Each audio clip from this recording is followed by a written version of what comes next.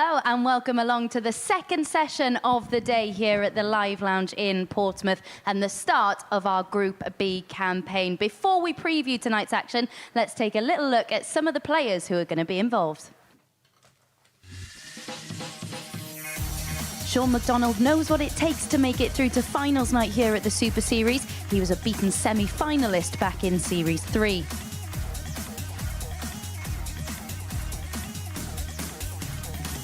Debutant Michels got better and better in Group A, winning 4 of his 5 games yesterday to finish runner-up.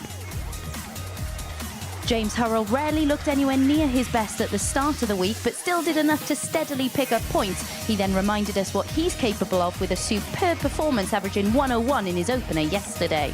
Furness returns to the Live Lounge looking to dazzle once again. The fans' favourite made it to the semi-finals when we saw him here back in June.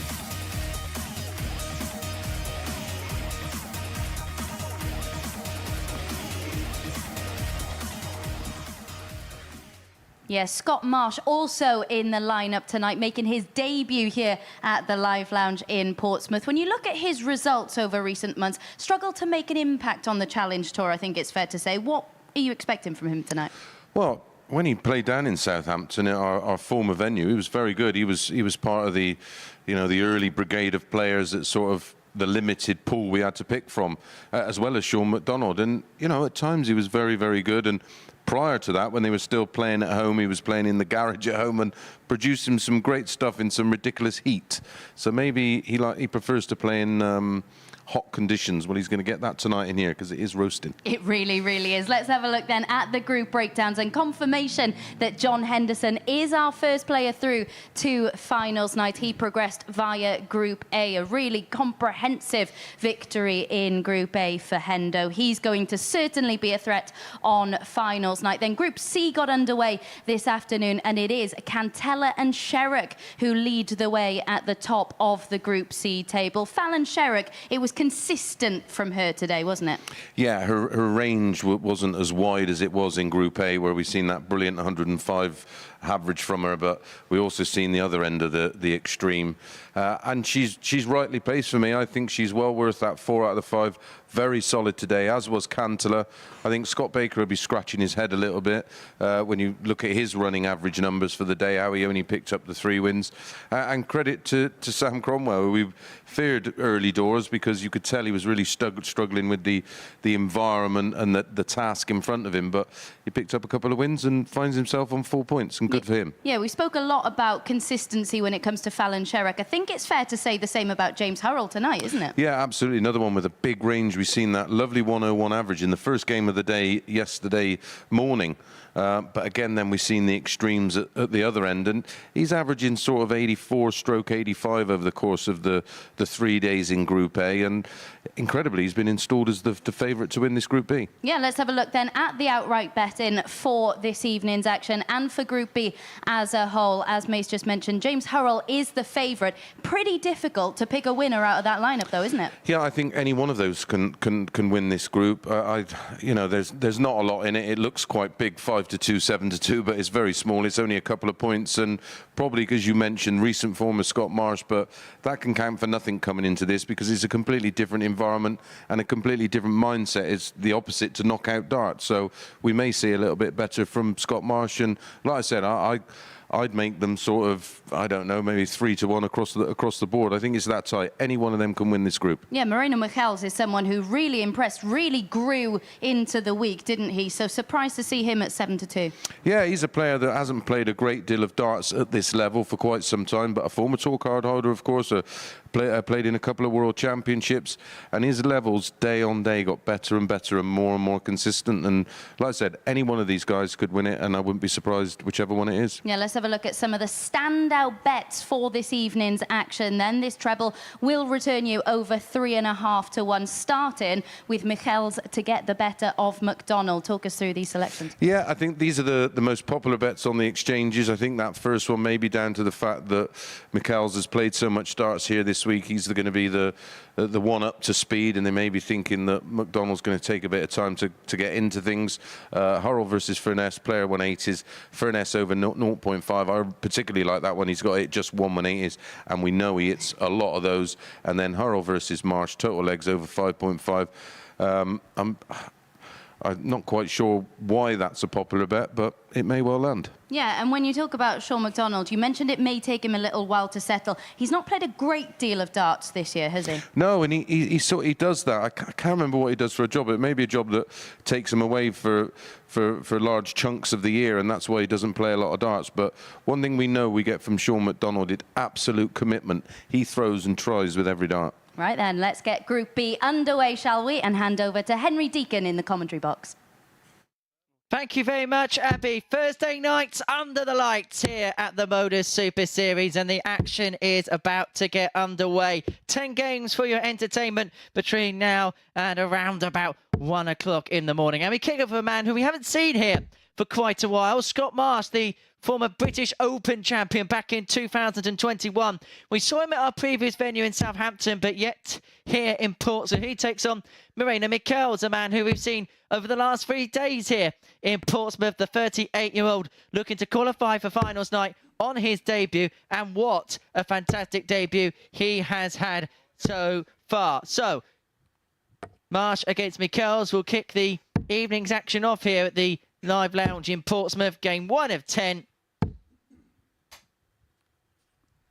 First leg, Scott. Sit back and enjoy. Danny McNamara is your man in the middle, and Chris Mason is the man alongside me in the commentary box. Very good evening to you. Evening, Henry. Evening, everybody. Well, I'm particularly looking forward to this group. I think we've got a good mix. I don't think I can particularly pick out or single out one individual, which I would sort of put any kind of money on to win this group. I think it's wide open. What say you? Yeah, I think it's a group that anybody and everybody's got a kind of opportunity in. You look at maybe the likes of Sean McDonald, who has been there and done it before in both the previous venue and here, and maybe fancy up his chances. But James Hurrell also has a very good record in terms of qualifying through to Saturday evening, and playing in Group B is going to be a big advantage for him. But maybe a player who possibly, even though he's 3-1 in the betting, could go under the radar a little bit, could be Ryan Furness.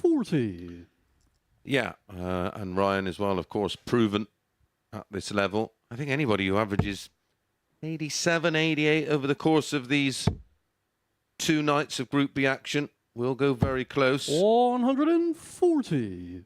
And James Hurrell, as you said, but my concern is the range and where his running average is.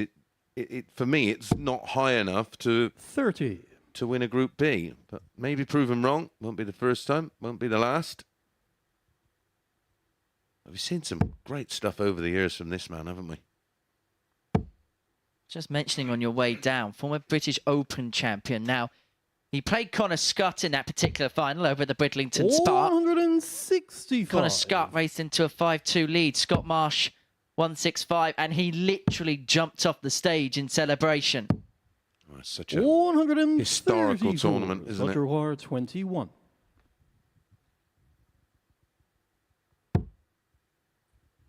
Sure of the big 5, resets himself. Not too much pressure with Moreno back on 153, but that's a tidy start. 14 darter, and well, Scott Marsh, the only one like Moreno unfancied when you look at the betting odds.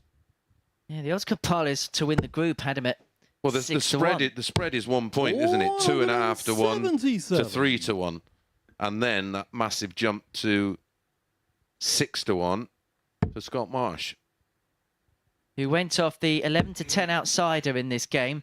Moreno Michels, the 4 to 6 favourite with the odds compilers. Interesting, Sean McDonald goes off 11 to 10 next up against James Hurrell. That for me is a 5 to 6 pick and match personally, but yeah, I think if we didn't know who had the throw, I'm with you. But the fact that Sean gets the honour in tonight's match, and of course the fixtures are reversed tomorrow, and it'll be James who gets the darts in the tie tomorrow night. 60. Michels on the cusp of leveling this game up at 1 apiece. It was a strong opening leg from 95. Scott Marsh, and Moreno's answering in kind and some on a potential 11. We'll take this all night, fellas.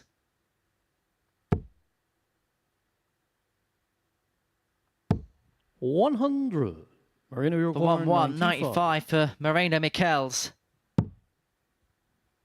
Treble 20. Would have given him a dart at double 16 if he found it, but he has got acres of time. 30.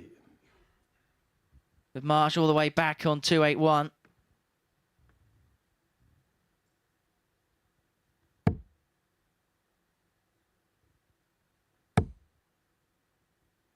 And this is more like the Marsh we saw in the first leg. 190. Moreno requires 65.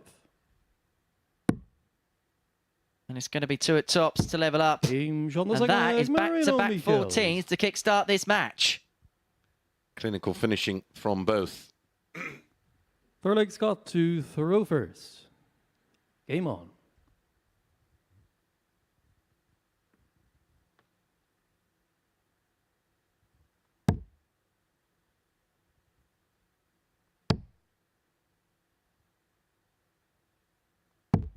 $57. As you mentioned, Scott Marsh has literally been here from the inception. He was actually the first ever weekly winner back in Southampton back in March 2021. 16. That was back in the days when Saturday night was a group. It was Yeah. a 5-player group. How things have changed. One thing that hasn't changed by the looks of it is ability to hit a treble 20. 190. His second in successive legs. Average ticks to just under 59. 107 here. Down in the early-ish stages. And towards the midway point. Yeah, but it's a good indication of how the players are feeling and what kind of work that Scott Marsh must have been doing in preparation for this and in preparation, of course, for that 100. belt match. Taking on Sam Cromwell for that on Saturday. And that's going to start at 5 p.m. here at the Live Lounge in Porter before the final action starts at 7:30 as Roger require Marsh has 6 darts. 164. Should he so require from 164 to take a 2-1 lead. And he's going to need the lot.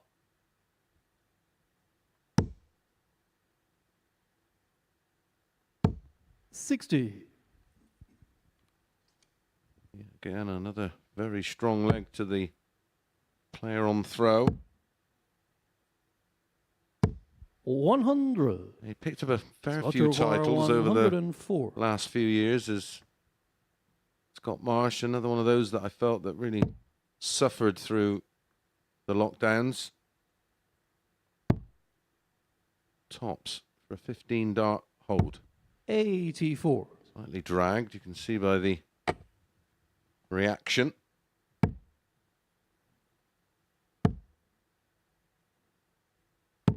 $137. Scott, you require 20. So double 10 for Marsh for a 2-1 lead.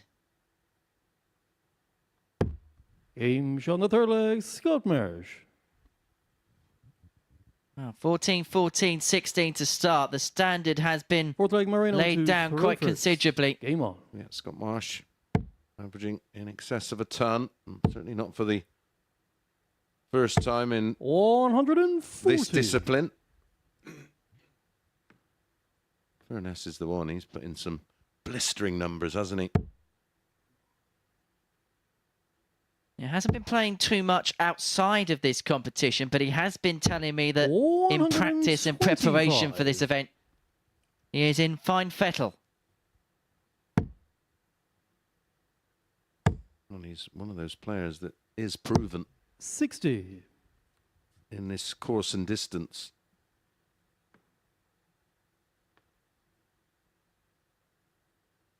His first opponent's going to be Scott Marsh. Furness is going to be the last to begin the road show. As Marsh nails his third max of the match, and now heading towards the end of leg 4, his average is 106.69. 109. This could be a long night for Danny McNamara. I hope he's got his lockets. Well, we have. I've always needs them at the best of times. I've done a lot of comms already. 100. Marina require 121. Now getting to the business end of the week. Show 17 doesn't go, and so Marsh has got the break 97. opportunity. Potential Roger 11 darter requiring here on the 96. 96. And Michels leaving double 12 after 12.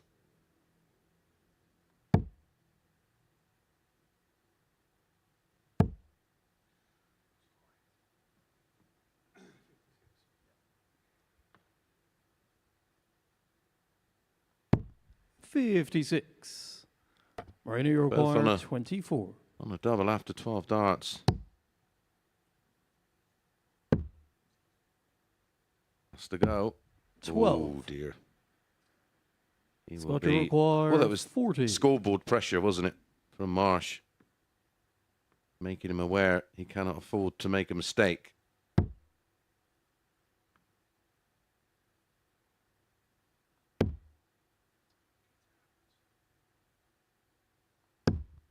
Game And that's shot on the why. flag, Scott Marsh. Mistake ill-afforded and punished by the Martian. Leading 3-1. Now, you may be Good flag, wondering Scott, why to the throw colours on the shirt of Game Scott on. Marsh. Well, you actually see in the background, he's got a little pencil case type thingy, hasn't he? Now, I think there's something about the Super Series in Crystal Palace Football Club because a bit like Daryl Pilgrim, Scott Marsh is a supporter, is a fan of the Eagles. 85. Oh, he'll be hoping it. He'll be as glad all over as Daryl Pilgrim was by the end of last week. So is that the football shirt for Crystal Palace then? 95. the colours. Yeah, the colours, the blue, red and white. Selhurst Park they play their home games at. Roy Hodgson, manager once again there these days. Is he? He's listened to him on the radio. He's did a few stints 96. on Talk Sport, hasn't he? He was on Martin Jordan's programme a couple of times. You ever get the chance to go to 44. Selhurst Park? There we go. There's the emblazoned pencil case of Crystal Palace on it. Looks more like a wash bag rather than a dart case. Yeah, if you get the chance to go to Selhurst Park, it's recommended because definitely under the lights on a Monday night, they definitely make a bit of a 100. racket and an atmosphere.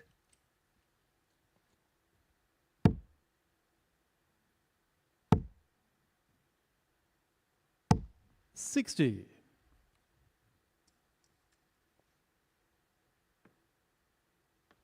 Well, Marsh here closing in on victory. This has been a real impressive opening performance. It's been a while since we've seen him here at the Super Series. In fact, we haven't seen him since we rebranded back in September last year. 81. Danny went to the football this week, didn't he? Yeah, he had a bit of a bonkers game, didn't he, at Fratton Park? Yeah, 6-goal thriller. And a penalty shootout. 162. Scott require 139. Well, the Martian has given us a taste of what we've missed over the last year or so in this game. And he could round things off in superb style. In ton-topping finish style.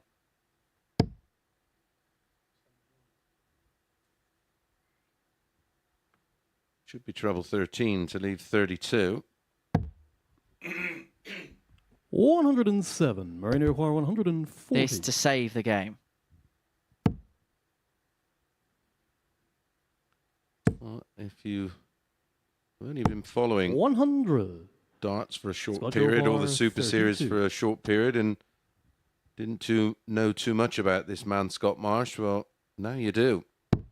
Game shot. Because and a he match, has rounded Scott off a Marsh. 4-1 victory with an average just shy of 99. The Martian is back and back with a bang. A 4-1 win, a 98.79 average, 4 out of 7 on the doubles. That was a statement to start for Scott Marsh. Coming up next, Sean McDonald against James Hurrell.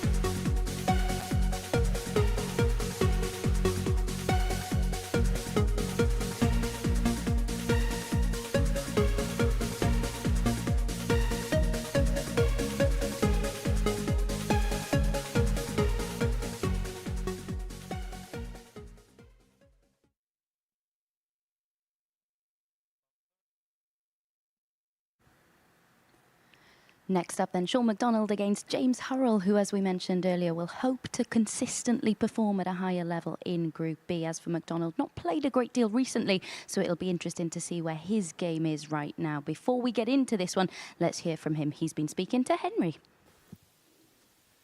Sean, back at the Super Series, back at the Live Lounge in Portsmouth. You love your experiences down here, don't you? I do, Henry, yeah. This was actually a late call-up, so I'm really looking forward to this tonight. It was a lot less planning than usual, so can't wait to get up there. How's the darts been since we've seen you last? Do you want me to be honest? Oh, please. Last competitive match was when I was here. I've been having a few practice sessions, and then took kind of second half of July and first half of August off. We're on holiday with family, etc. So I've been practicing pretty much every day since I got back, but no competitive play since I've last been here. Is this for you the beginning of a big few months trying to get events in, obviously with Lakeside on the horizon in December? Hopefully, yeah. I was speaking to Phil earlier. Plan was to just kind of have a quiet start to the year, keep myself ticking over, and then ramp it up second half of the year. The only goal this year was to play myself into form for Lakeside in December, and no better place to do it than here. So on the basis of not playing a competitive match since playing here last, what would be a good week for Sean McDonald? To enjoy himself, like always, and I'm sure he will. I'll just go up there and give my all. I've been practicing well, to be fair. So let's see if that comes out on the board once game on's called. Well, I wish you all the very best this week, Sean. Good luck. Thanks, Henry. Sean McDonald back at the Super Series since his last game at the Super Series. Been a bit of a while between drinks for Sean McDonald, but he's back on the hockey against the hillbilly James Hurrell, who we saw in Group A on Monday, Tuesday and Wednesday. The hillbilly, former WDF world #1, and will be looking to pick up the Lakeside title in December, as will this man, the 38-year-old from Aberdeen, the Punisher. And interesting, he says he hasn't played anything since he played here last. Can that be either a blessing or a curse, or maybe a bit of both? Maybe a bit of both. He says he's sort of kept his arm in. And the good thing is, when you don't play, there's no sort of negative baggage being carried around. So, and he's got a great mindset for darts. McDonald's a real grafter and a grinder. Gives every dart every chance of finding the target. And like you say, he's looking to try and peak in terms of performance for Lakeside in December. And that process 58 starts here. Does a peak version of Sean McDonald contend for the title at Lakeside, in your view? It's going to be particularly tough this year. I think it's one of the strongest lineups for quite some times when you look at the players going into it. Although there may be a few players that might not be playing, but more on that when it's announced. 59. Dangle that carrot and leave it out there. The bookmakers have James Hurrell the 4-6 favourite to win this game. Sean McDonald the 11-10 outsider. A bit like the first game. So Sean McDonald, the player with the darts. 43. His money against. Now that 11-10 on Scott Marsh in the first game against Michels is, put it this way, it looked very big money, and it was made to look very big money. You know, Scott Marsh, a bit of an unknown quantity, of course. 140.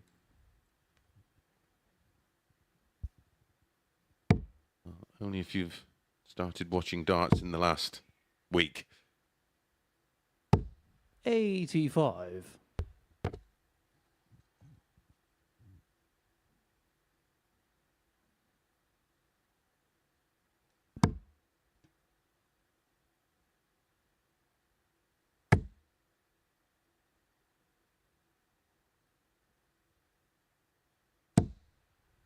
$140.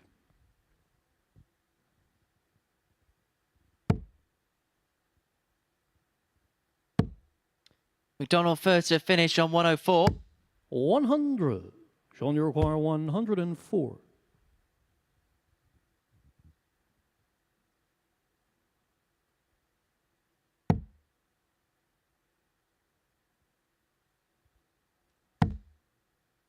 Finds the treble, which gives himself a dart, a double 16 for Tom Topper to start for 15 dart leg. That's as granite gets, but he is the most granite of Scots, Sean McDonald. He leads James Hurrell 1-0.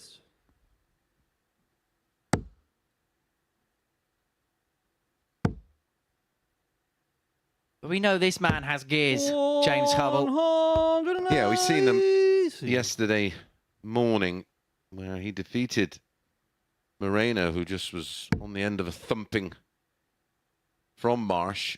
And in that match, James Hurrell won 4-1 with 101.29 and 5 180s. 57. And missed 6 starts at a double, which makes that performance even better. Or could have been even better. There was actually 8 180s in the match. 81. It was a little bit more competitive than the scoreline suggests.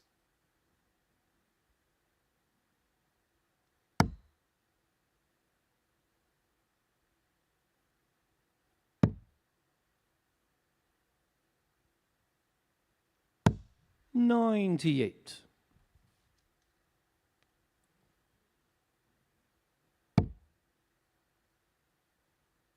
Tried to have a dig around. Both of these have played a lot of 60. WDF darts over the years, but can't find any meetings between the two, which does surprise me.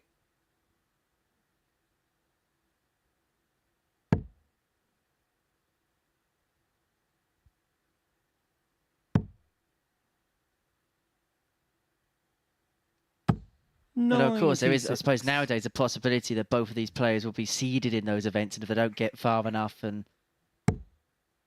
some of these tournaments have huge pools of entries. We were talking about the British Open, weren't we, in the previous game? And well, back in its pomp, you're talking bordering probably on around about maybe 1,000 peak.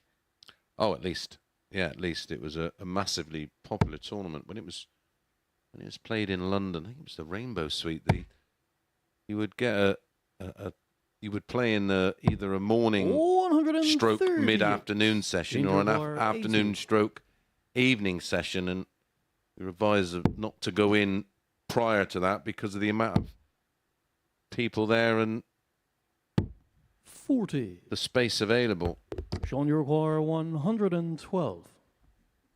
The 112 is available for McDonald. This would be for back-to-back ton plus outs and back-to-back 15 legs.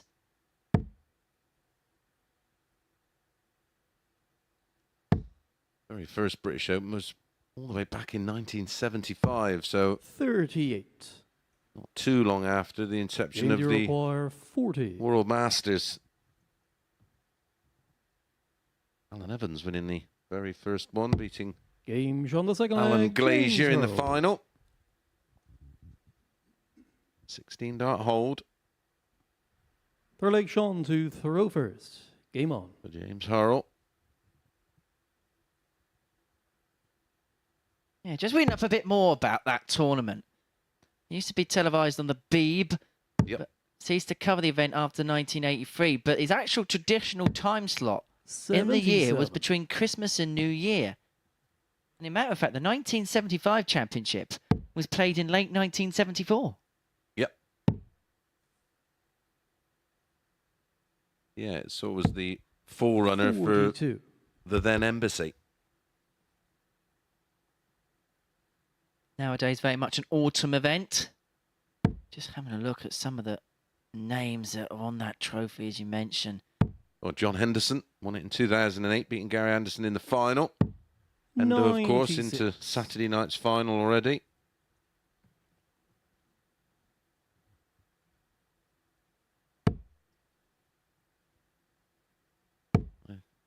I got to the quarter-finals, or 137. last 16, the year Al Hedman won it in 95. Even the pairs event was fairly prestigious back in the day. You could tell how well thought it was, because 75. during the Tomlin order period, that was back when players could play in BDO and PDC events, but not in opposing world championships to the one that you, or the organisation that you were a part of. So much so that in 1999, Raymond van Barneveld, who would have then been the BDO world champion, beat Peter Manley in the final. 134. Who at that point would have been PDC. Would he have been world #1 then, or was it? It would be around the time, wouldn't it? Yeah, I'd have to double check that. Eric Bristow won it an incredible 4 times, of course. Tournament 96. of that size, it's quite remarkable. A fair few players won it a couple of times. Dieter Hedman's record there is quite remarkable, winning it 2013, 14, 15 and 16. 140. Lisa Ashton John winning O'Barr, it 3 out of 4 years. 157.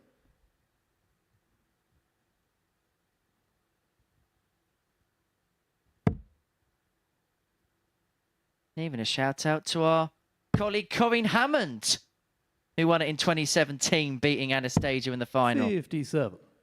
Yeah. Jane Trina O'Barr, Gulliver won it 48. 4 on the pin, 4 on the spin. The great Sandra Greatbatch winning it 3 years on the spin.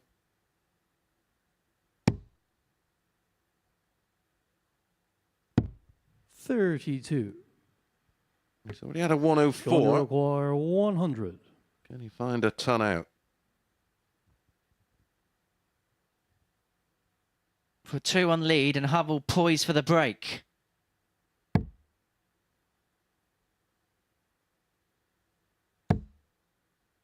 Very conventional, Sean. He doesn't tend to go for the likes of your tops. And so Hurrell back for double 8 for the break of throw and a 2-1 lead.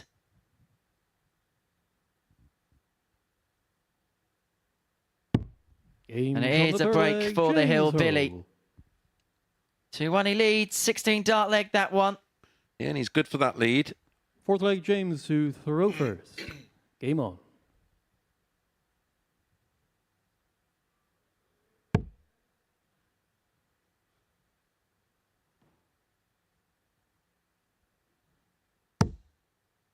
Tell you what's actually impressed me the most, just having a look down that record list in that tournament. Most quarterfinals, Martin Adams, 11. Yeah, it's remarkable, isn't it?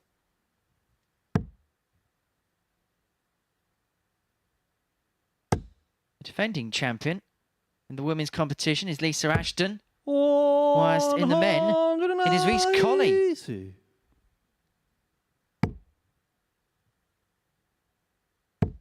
As McDonald kicks off Max in leg 4. 140. This is a proper game of darts. This is shaping up to be a real good session here at the Live Lounge. Are we going to see something special? Something magical? 140. Yeah, if those 11 quarterfinals for Martin, converted those into 2 wins over the years. Certainly was a 60. tournament I especially look forward to every year. Our friend and colleague Scott Mitchell picked up the title in 2014.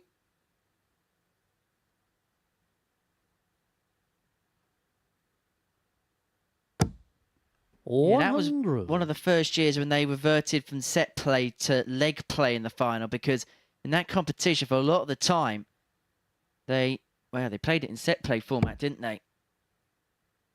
It was in 2012 when that changed, when Martin Atkins beat Robbie Green 6-5 in the final. 60. Johnny Roquois, 81. Hurrell 81 after 9. A 180, a 140, a ton is an 81. Going to get the job done. 12 and bull for the break back.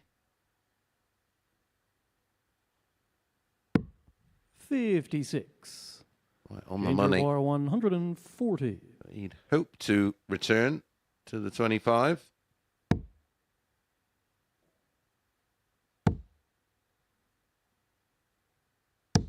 $100. Johnny Roquois, 25. Well, there's a little bit of scoreboard pressure with Hurrell on tops and leading 2-1. This is a massive opportunity to break back. And it's 2 in hand, a double 8 to do exactly that. Game shot on the fourth leg. Last Sean start in McDonald. hand, and that's so typical of Sean McDonald, and that is why he's called the Punisher. That was such a Fifth good leg, Sean dart. to throw first. Game on. Gave it every opportunity. There are two 15 darters in leg 1 and leg 4. In between, back-to-back 16s for Hurrell. 180. Proper game. That's the third max between the pair. McDonald leading that particular stat 2-1. These are the averages 96. and the midway point of the match. 94 playing 93. And this is the second consecutive leg that McDonald has kicked off of a maximum. And maybe he's going to carry on.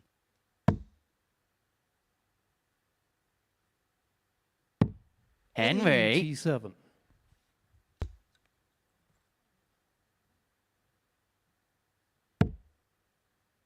I'm going to get that shut up Deacon thing and have it as part of one of my buttons on my stream deck. So I can 100. just press it and it'll scream out, "Shut up, Deacon." In fairness, there is another option. It's called turn my mic off.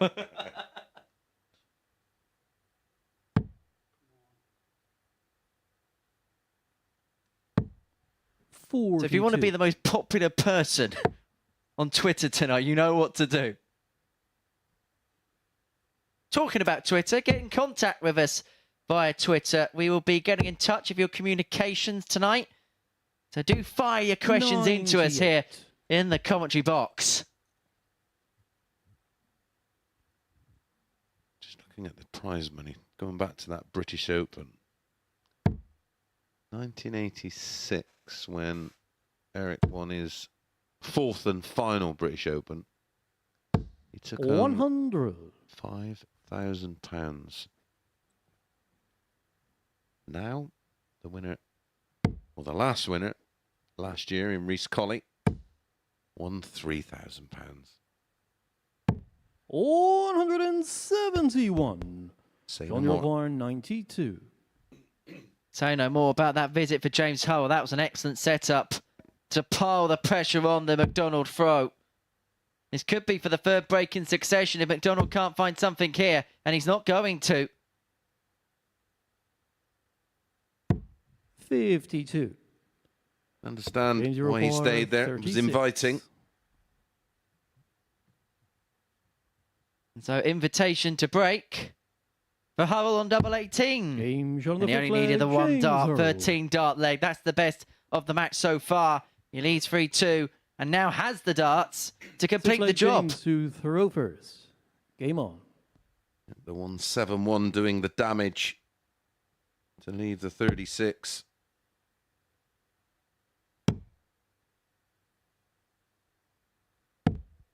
$28.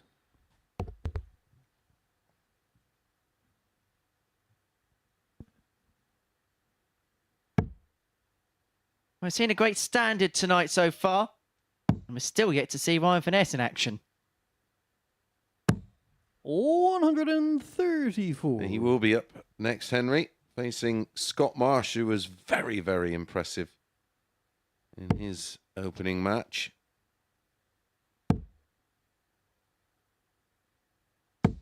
$64. Certainly a player we expected plenty from, and he delivered.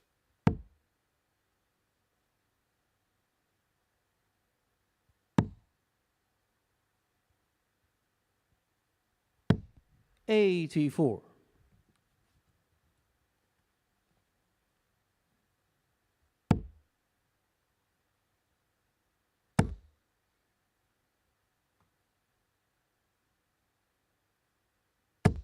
$100.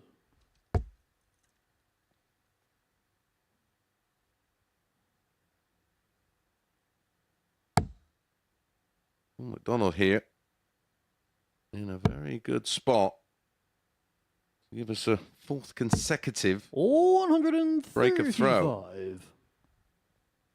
Is this what we officially like to call a breakathlon? Well, it was after two quite convincing holds.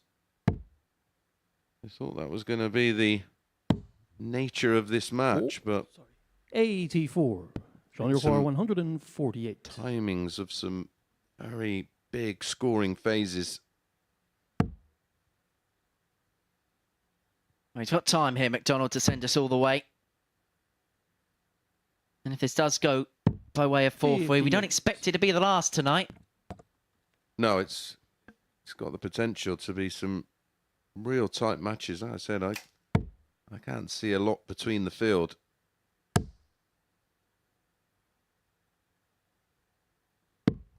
$105. I think we'll be none the wiser this evening or the end of play as to who's going to be the top three that qualify out of this group for Saturday night's final. Single for the bull, for the Punisher.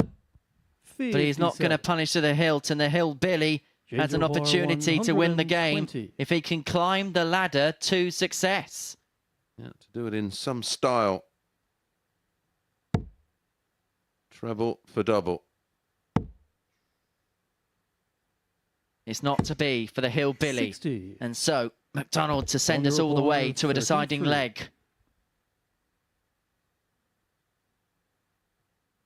Going to get two in hand.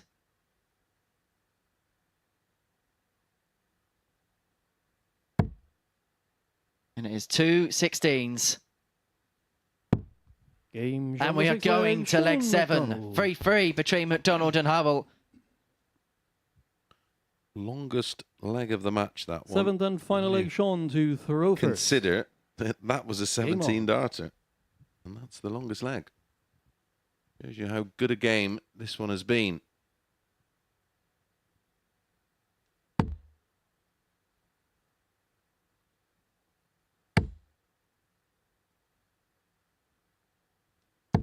$100.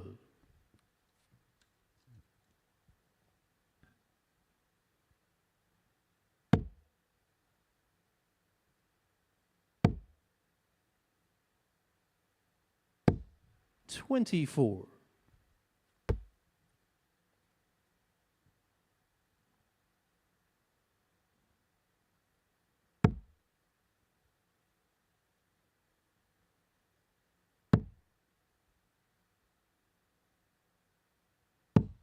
$58. And after what's been a really good game so far, it feels like the last leg is the one riddled with the nerves. Right at the time, that is the case. A match that's had 100. 3 180s and a 171 from James Hurrell. Both would love to find a 3 treble visit.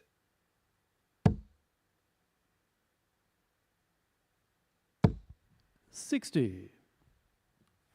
Door open again against the darts.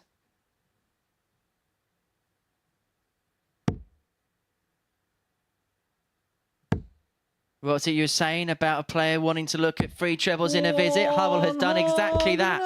The perfect time for his second max of the game. Just turns the leg on match on its head. Neither player of on throw has been able to 57. produce some magic. Whereas Take That would say, could it be magic now from James? Now? 100.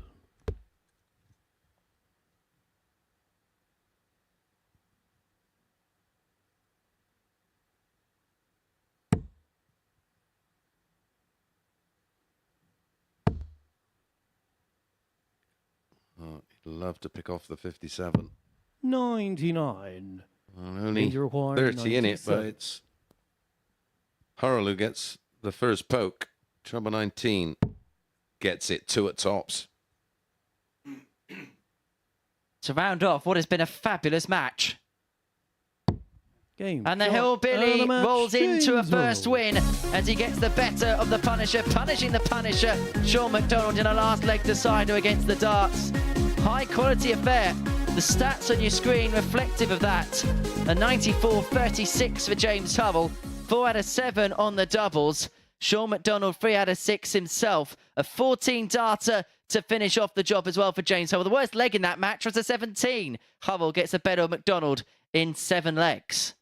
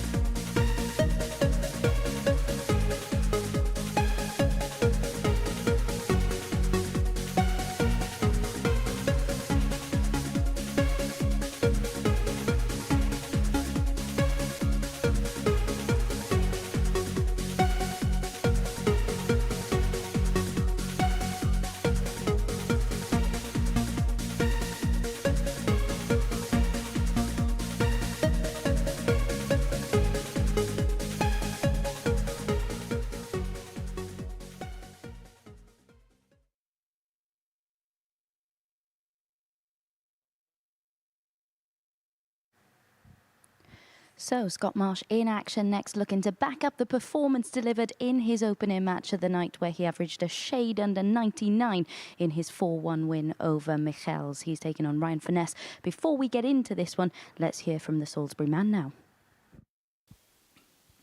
Ryan, here we are again, back at the Super Series. Looking forward to it? Yes, mate. Yeah, looking forward to it. Practicing hard for it the last sort of month or so. So yeah, hopefully can bring a decent game in the next couple of days and get there on Saturday night. Yes, definitely. Looking forward to it. How's the darts been since we've seen you last? It's been good. Yeah, I've sort of, again, as my normal thing, sort of in and out with it. And then when MODUS comes along, I get excited again and start practicing, start playing hard. And then as it shows on the practice board, it starts to click, and then hopefully I can time it all right and then play some of my good stuff this week. We've seen you get to Saturday nights a few times in the past, seen you get to semi-finals a few times in the past. Are the goals and objectives shifted a little bit further forward? Yeah, for I you want to now? win a week. That's my goal. I want to win a week. As much as I enjoy making finals night, I feel like it's wasted if I'm not winning it. So I've got close, but one more step this time. Fingers crossed. Yes. Right, we can't talk to Ryan Furness without talking about the Ryan Furness shirt. I mean, what's going on To there? be honest, I have no. Your guess is as good as mine here. I don't really know what it is. I don't know what they are, but you know, anything that stands out a little bit, I like. So yeah, you know me. I like my shirts. And we enjoy seeing what you come up with every night. Ryan, all the best. Thank you, Henry. Cheers. Is it a bird? Is it a plane? No, Ryan Furness is wearing another outrageous shirt of the Super Series. It's a warm welcome back to the 29-year-old from Salisbury, former semi-finalist on the Challenge Tour. But is he going to be a thorn in the side of Scott Marsh, the 41-year-old former British Open champion? Marshy is hoping to make it 2 from 2, and he looked ultra impressive against Michels as well.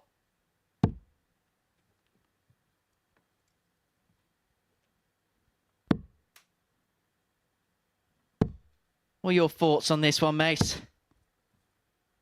Well, I was First super leg, Ryan impressed to with throw first. the Game on. return of Scott Marsh, already a proven player, of course, as we've already mentioned. Outside of everything else he's done in the 78. sport, the fact that he's won such a prestigious title. Yeah, I like the cut of Ryan Furness's cloth. Produce some fantastic darts here. And down in Southampton, of course, 135. over the years. I did have to double check when you said cut from the cloth whether you were talking about the darts or the shirt. 58. Nothing wrong with the shirts, pal. Expressing his personality. That's what dart shirts are for, surely. You've had 1 or 2 rascals over the years. Look at Peter Wright. 85. Mind you, the one that Martin Adams wore a few weeks ago probably Yeah, that took the was- biscuit. That was interesting.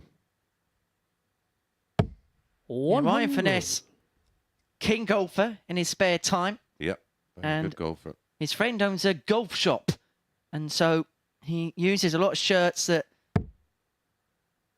his friend either makes, produces, or sells in the shop, and he wears it on the Super Series stage, and usually wears it all the way to Saturday night. 100.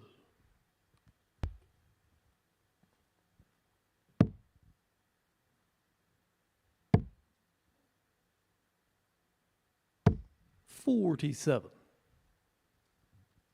Well, it's another promising start here for Scott Marsh against the darts. 181 after 9. He's putting a big hole in that. Could go ball. Looks like he's staying up. He can see a line in. Very nearly 100. found it. Possible 14 darter on the cards and against the throw.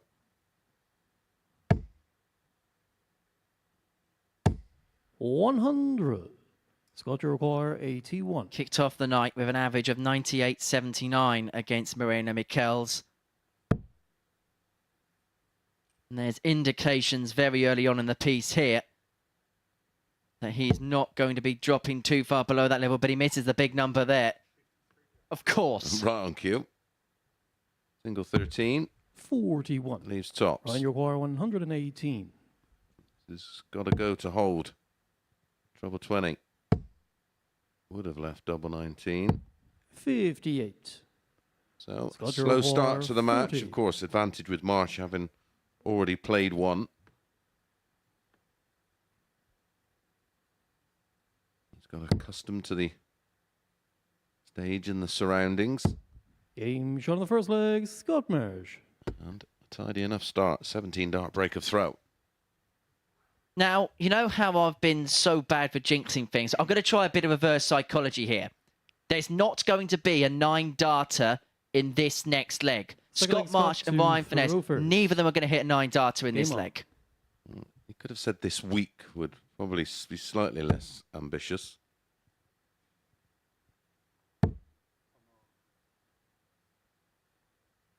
I told you, Scott's not going to 60. hit a 9 darter in this leg.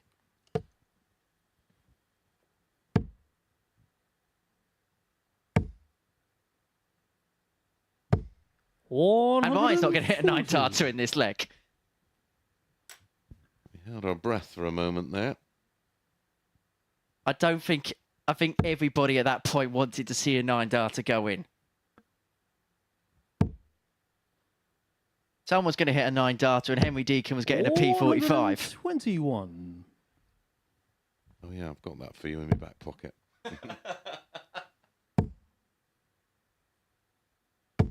60.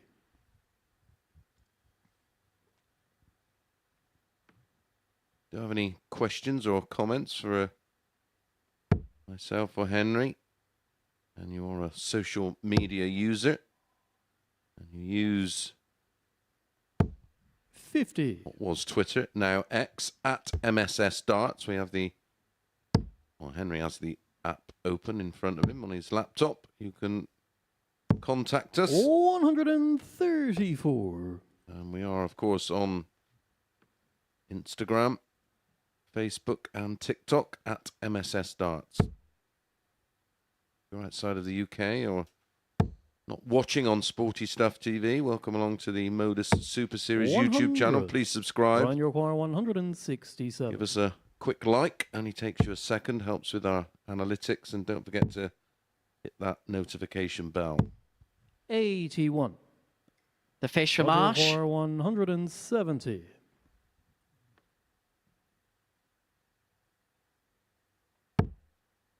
Not this time.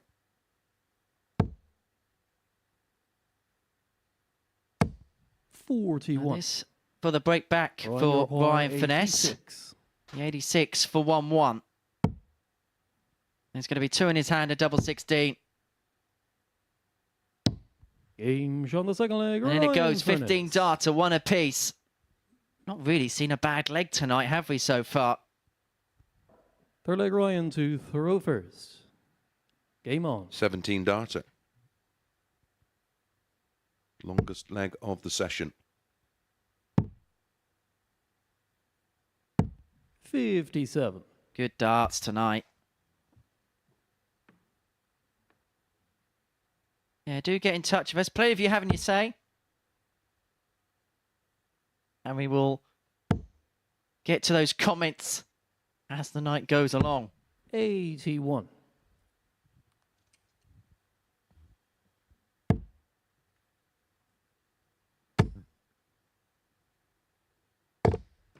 $40.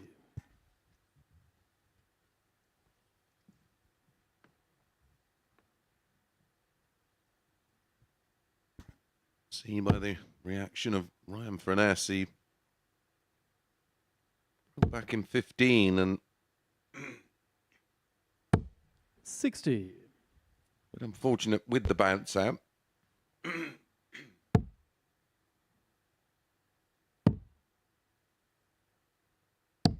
78. Actually had some communications from Finland today. Watching for the first time. Some people from Finland watching Marco. Want to know a little bit more about the competition. So Timo Hallen, I'm more than willing 60. to explain it more to you. So we play over a 13-week cycle every 3 months. And we have 12 players every week. They're split up into 3 groups. 6 players will qualify for a finals night, depending on 100. position in each group. And on Saturday, we play a finals night. The winner of that finals night will qualify for a Champions Week in week 13. And the winner of that will pick up £20,000 in cash and call themselves the MODUS Super Series champion. 58. Thank you for your message, Timo. And it's good to see a lot of people from Finland getting in touch with us and seeing how the Super Series is growing internationally. Yeah, check out on the social media platforms, Amateur Darts Circuit and Darts Atlas Online for how you can get your place here. It's open to everybody. 57. And when I say literally open to everybody, our referee this afternoon, Justin Bradshaw, entered one of those events.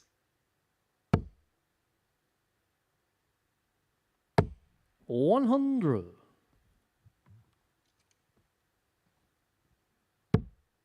There's actually a vault event which takes place here at the Live Lounge every Saturday afternoon. 99. Yes, if you Scott, you require 142. look to the right of that shot there, behind the black curtain is the full setup with the tablet scoring board system and fixed dockies. Actually looks wonderful when that's all open. 51. Ryan, you require 70.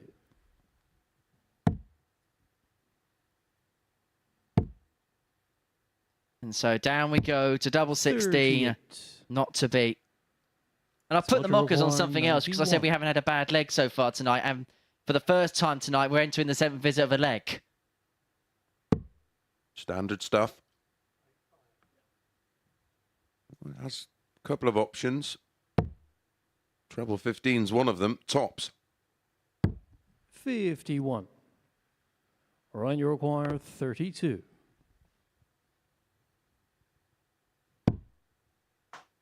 A 2-1 lead. Double A. Game shot. And Furness is in front. It's not quite been finesse from him so far, but he is halfway towards an opening win. Fourth leg, Scott to throw first. Game on.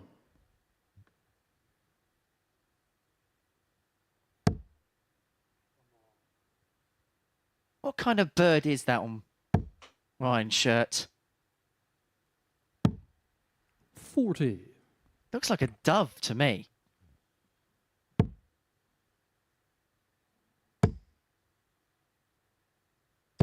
$60. Well, it's a golf shirt, so it's definitely a birdie. I agree. I think it could be a dove. Golf bants.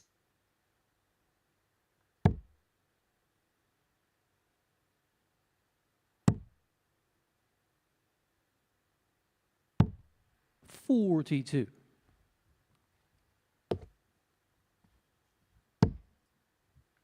Whichever way is part of what makes Ryan Furness as a darts player fairly unique. 140. I think it might be a dove, you know.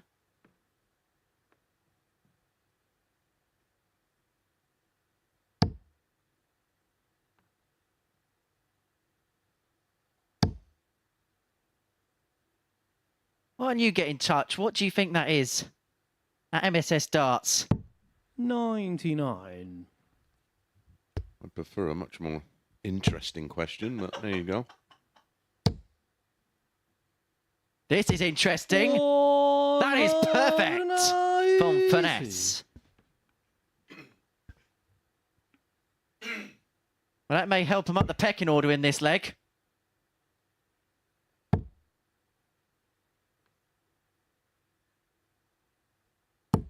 $100. Ryan, you're It's 1-2-1 for the 121. break. And a 3-1 lead. Potential 12 darter, but rightly staying up. Should go ball here. 59.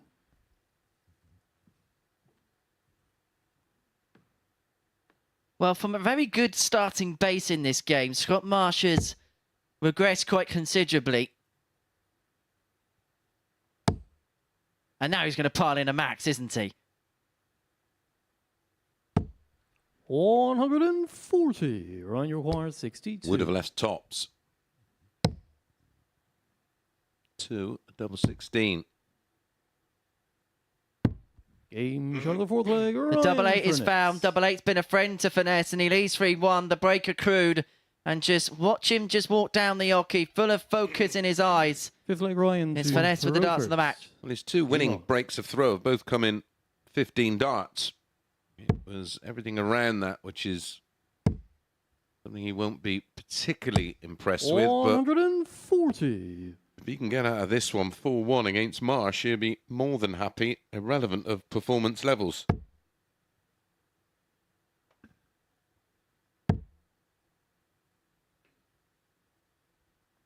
However, we're not going to have that 83. unique scenario where all the players can be level on points after the halfway mark of the group, because McDonald and Michels, the two players, have had a point in the group to their name, will face off in the next match. An unlucky 120. bounce out there for Furness.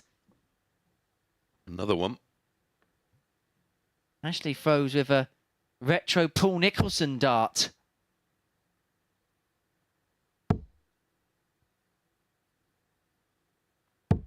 There's probably a joke there somewhere, but I won't make it.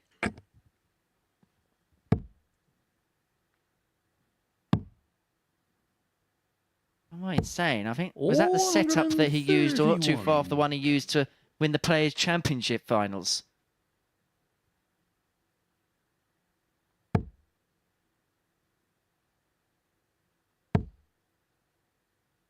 Can he fill it to leave a finish?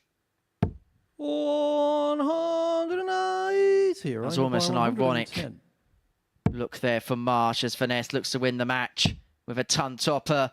It's going to be down to double 16 to get the job done by 4 legs to 1. And Ryan Furness gets the better of Scott Marsh to get his campaign off to the perfect start. Furness with an 87.32 average, 4 out of 9 on the doubles. A very good start for him. Coming up after the break, it is the battle between Michels and McDonald.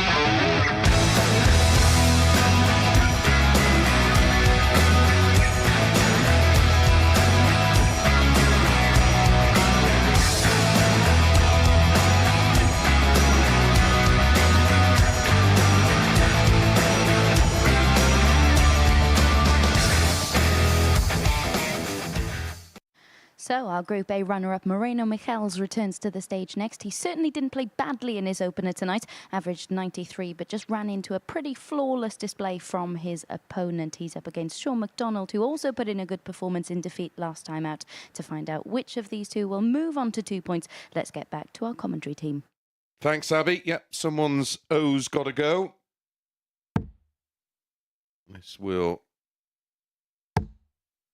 see these players complete their second game of 4 they will play this evening. The completion of the match to follow between Hurrell and Furness. Everybody will have completed 2 cycle of matches. And guess what? Ryan Furness at the moment is top of the table. How incredible is that? Looked good, didn't he?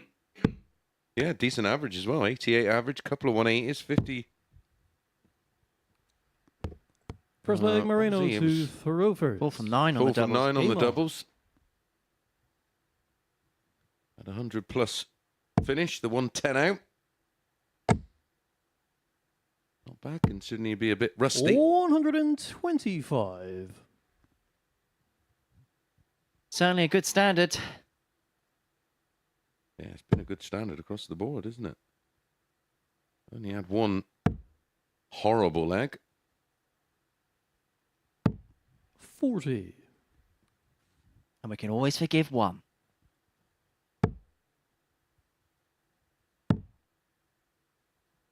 We have played 17 of them. 96.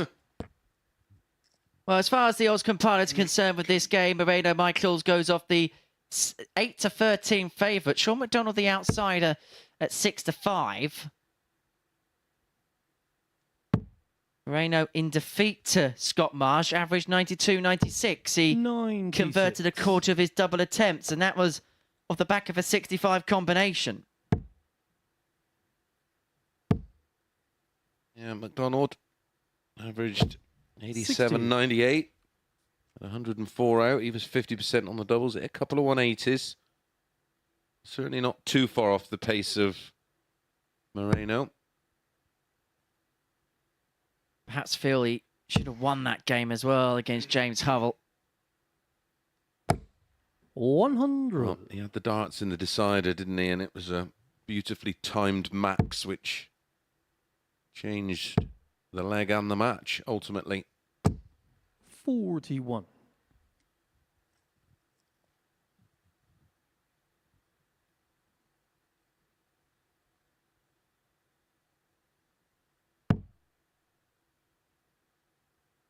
Good start for Furness. And somebody back up. 95. We're opening defeat here.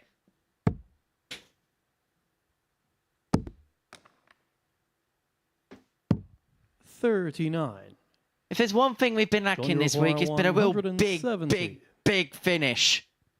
They don't get bigger than the fish.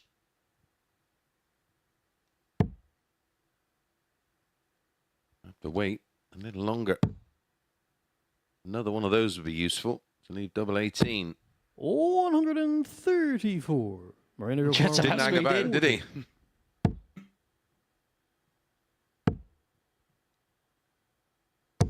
$60. So, double 18 for the opening leg at a breaker throw for Sean McDonald. Bends the wire. Can't get closer without hitting the target. 18. But he moves the other side of the wire for the third dart. 80. That will leave him raging. Although he's going to be back at double 9. 30. Sean, you require 18.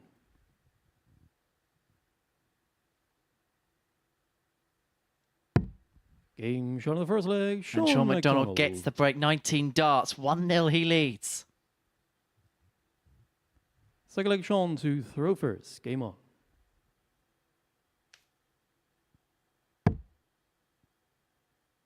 And a question from Evertonian FC. I tell you what, things probably ain't too fun for you right now, the way Everton are going. But thank you for the question. That was a bit harsh, wasn't it?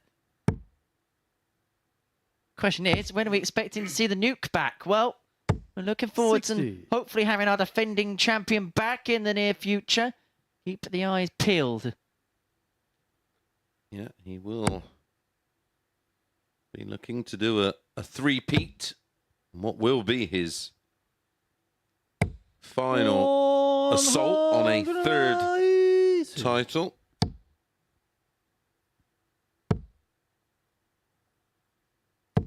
Because come January, he will very much be one of the PDC 128 tour card holders. I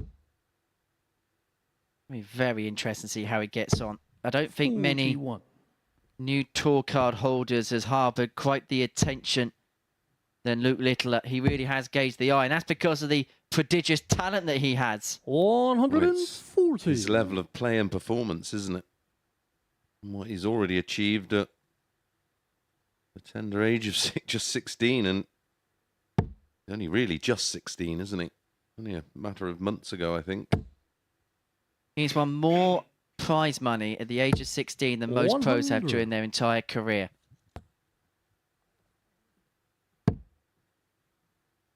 McDonald leads himself on 120 for a 2-0 lead, and 59. for Moreno Michels is a bit of an off game so far that we hadn't expected coming.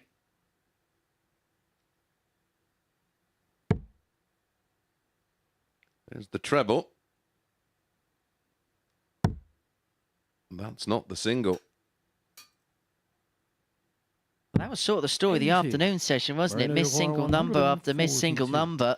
Well, he's trying to make sure, or doubly sure, that he wasn't going to find the treble and bust, and moved right, which 122. obviously affects your line. There's good pressure on tops from Moreno.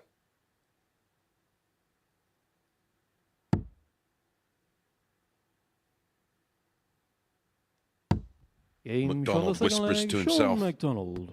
Pressure is for tyres. Third leg, Moreno. Pressure makes diamonds, of course. Game on. 2-0 McDonald leads. 96.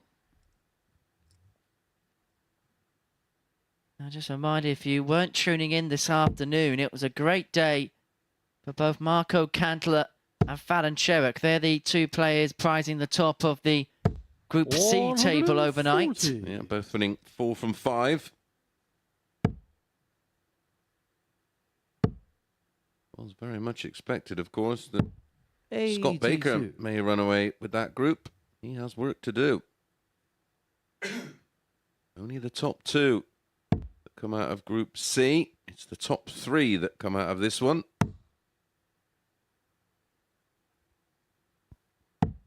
57.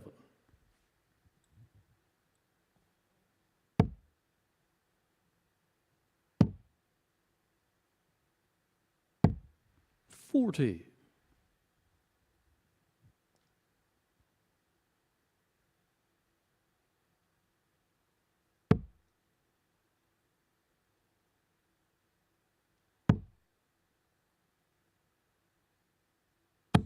134.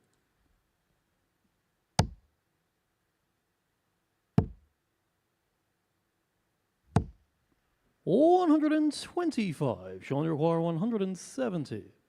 The fish for McDonald. Yes. Oh, yeah. Oh, that's magnificent for McDonald. The biggest fish in the deep blue sea is caught by the Punisher. Fourth leg, Sean to throw first. Game on. See, that prediction, Lark, it works when you do it.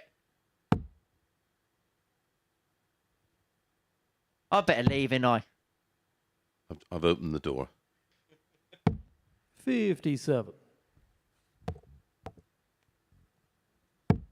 Big surge of adrenaline in McDonald, hence the trebleless visit to start this fourth leg.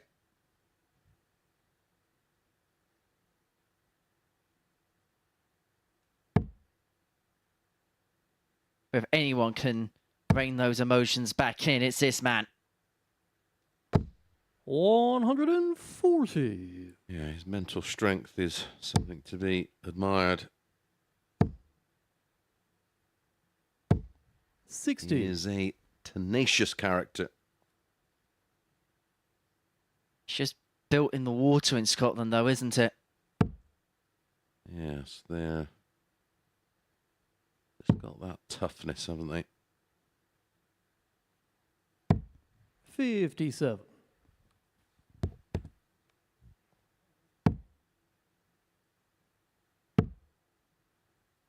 They'll have massive belief in that. 83. Strong heritage, of course.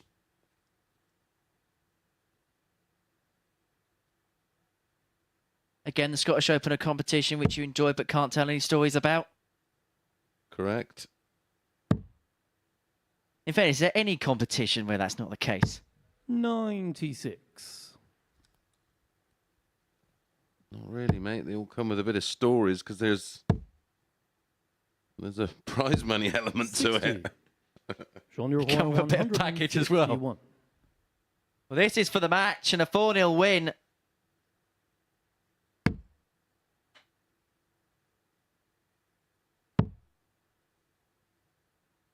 Treble 14. 91. We Marino, you require should 158. come back to 60 unless... 140. Interesting. Sean, you Route require 1 darts 60. from Moreno. Is it going to be academic in the end as McDonald has 2 darts at top to complete the job?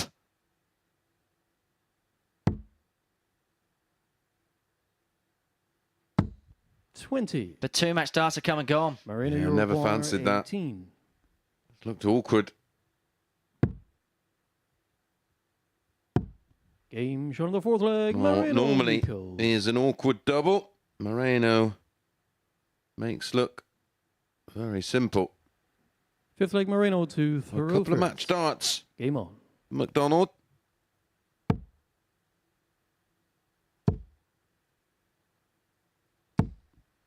Going 140. to start for Michels in leg number 5. McDonald having missed 2 darts to seal the match. 58. I've just had a text come through. I've just had a text come through. 100. I've had a text come through Yeah, we know. Come on. from a friend of mine, and it says, "If I played darts, my nickname would be the Jinx." 140. Oh, he's on about you. Yeah. All right. 57.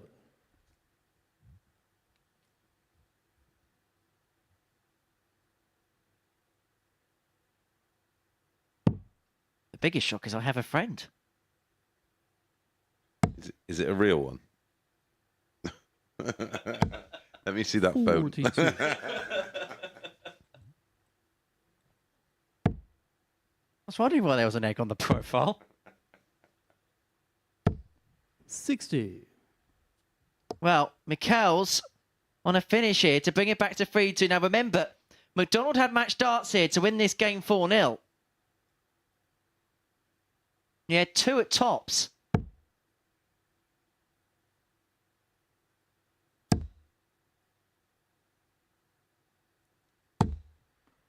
$85. Marino, you require 144. 144 for 3-2.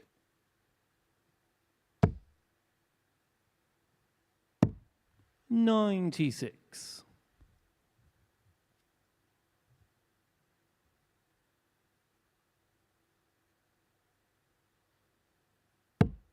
So McDonald, all he can do is set up here.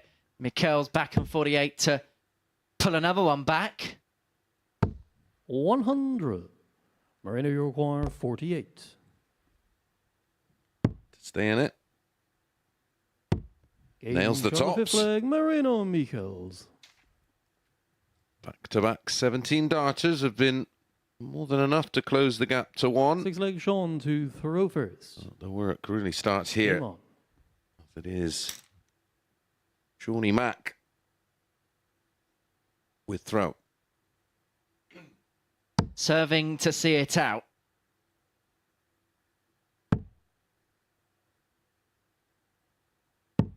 $98. Remember, after this, Hurrell against Furness before our mid-session interval. 140.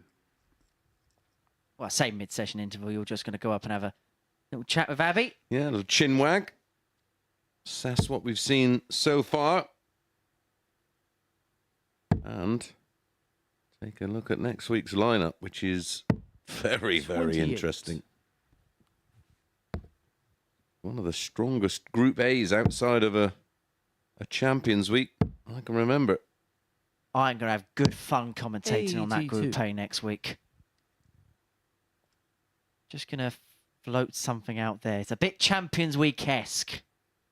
I'm just going to dangle that carrot.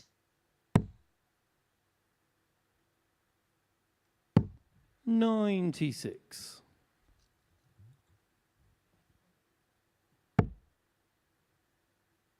Well, Michels here has stolen the throw. 85. He's just gone off the boil a little bit, McDonald, since hitting that 170.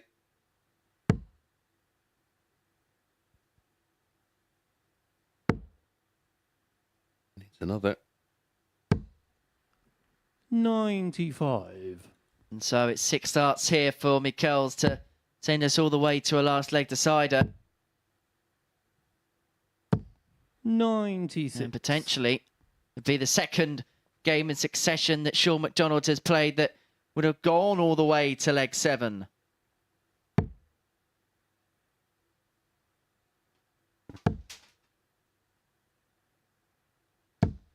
$100. Marina, you require 98. For last leg decider. 58. Sean, you require For 84. the match. 84 for McDonald to pick up his first points of the group. 14 for ball. 54. And so Marina, tops you require 40. to send us all the way to a deciding leg. To leg 7 again for the second time tonight. Involving Sean McDonald, we go all the way to the 7th and decider. It's Michels with the darts. Final leg, Marino, Having to come throw back first. from the brink. Remember, Game on. McDonald had 2 darts to win this game 4-0. Yeah, 2 darts at tops in leg 4 off the back 100. of 60. And he's had a dart at the ball there off the back of 84 to wrap it up. Ball 2. Now he's really under the pump.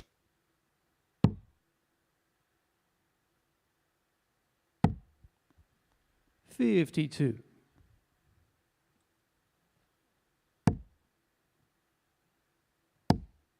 And this is a purple patch that's come a bit from nowhere. It's a real slow start to this game 100. for Michels. He was loitering around the 70s. Yeah, he was by the end of leg 3. He's now up round 86, similar to that of Sean McDonald. 96. But he has a 52-point lead, plus these.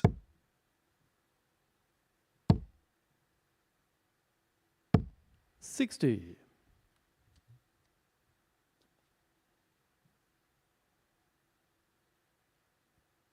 Simply put, McDonald needs a 2-treble visit here.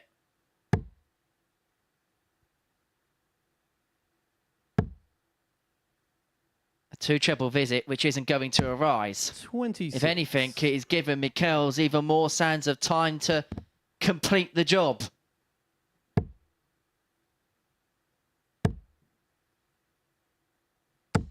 $125. 116 points away from the match.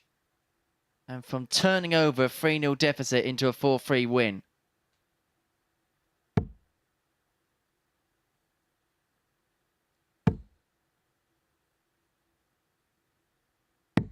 $139. Marina require to wrap it up. 116. We already had a very few ton plus finishes tonight. Double 18. 9. To give us another. However, is going to return with McDonald all the way back on 188. He had a couple of darts to wrap it up 4-zip. He's had a big fish in this game, but has gone missing when it's mattered the most. Or has he just conjured up a big visit to pile scoreboard pressure on? Marina require 18. The complexion of this double nine is completely different now. Shot. But Marina Michels seals the Michels. comeback victory. Sean McDonald had 2 darts and tops to seal a 4-0 success. They went by the bye. And Marina Michels seals a 4-3 victory. Doing so an 86.29 average, 4 out of 6 on the doubles. He gets the better of McDonald in a last leg decider. And coming up after this short break, it is James Hurrell, the hillbilly, in action up against Ryan Furness.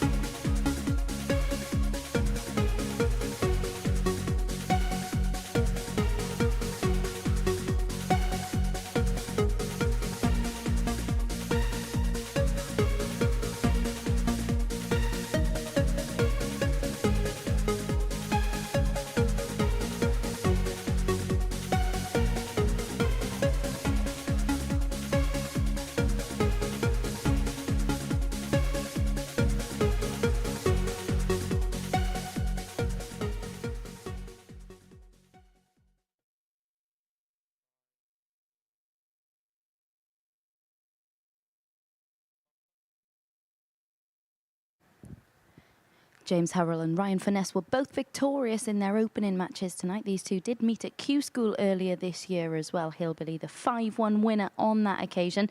To see who comes out on top in this one, let's get back to Henry and Chris. Thank you very much, Abby. And so we reached the halfway point of our evening action here at the Super Series. Ryan Furness against James Hurrell, the halfway tie. Well, both players in the winners' enclosure after their first match. Hurrell beating McDonald in the last leg decider, and Ryan Furness beating Scott Marsh by 4-1. Yeah, super comeback First leg victory games to for Thoroughfares. Moreno Michels in Game on. our last match. Trailed 3-0. Held it all together very well. So Furness on 2 points. Hurrell on 2 points. Marsh on 2 points. 60. Moreno on 2 points. McDonald, incredibly, the only one without a win. 55. You were impressed by Ryan's first showing, weren't you? Yeah, he's a tidy player, isn't he? We've seen enough of him in the past to know where his level is at. 100.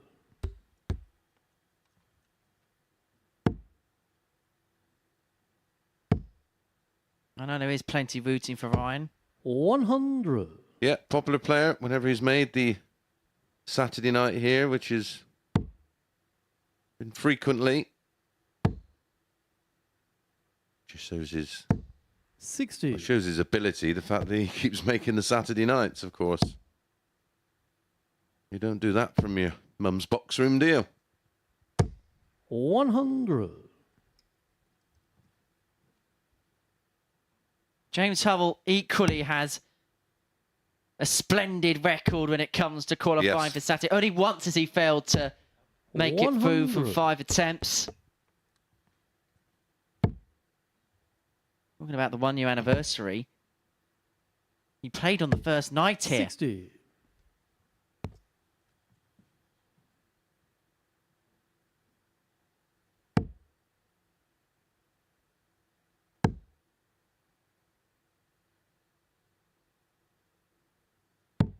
$97. Good find with the last start. Leaves him on 84. Furness back on 186 for trying to apply pressure to cause a potential 60. breaker throw, but that's not going to do the trick until Hurrell back 84. for leg 184. Yeah, darts 2 and 3 right on the wire of the treble 20. 79, 57 for double 11, 20 for tops, unless 44. Ryan can find 26. 4 19s and ball, or 6 19s and double 6. Button. Game shot of the first leg. Oh, Ryan that's not bad, is it? Furness. Maybe he was a bit lucky, Henry. Well, the man who's wearing the gold shirt managed to Second pin leg, the Ryan hole. to Thoreau first. Game on. It was the hole in one. For a breaker throw.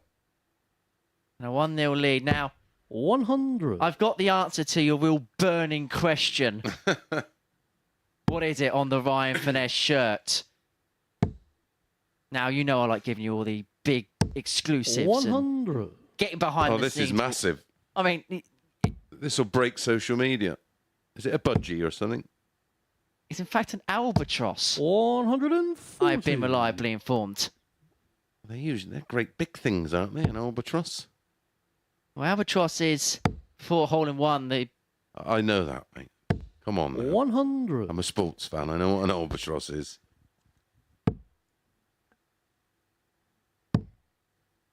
Was just trying to preach to the uneducated. 96.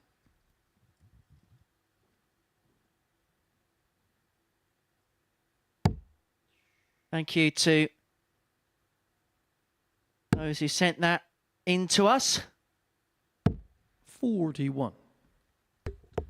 And I bet you can get in touch with us as at MSS Darts across our social media platforms. 87. Furness leaving 78 to back the break up with a hold in the second, averaging 92.5. 140. But it's going to be under pressure. Hurrell leaving 120. it's only going to be the solitary dart at tops. Has to move across. 38. And Hurrell has got a chance on this Angel Shanghai bar finish. 120.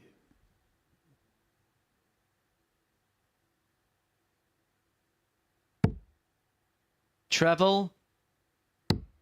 Single.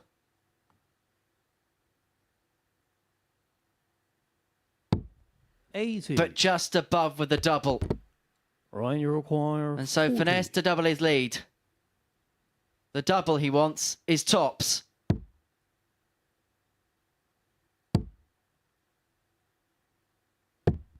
$30. What an opportunity. And you require 40. That is for 2 now.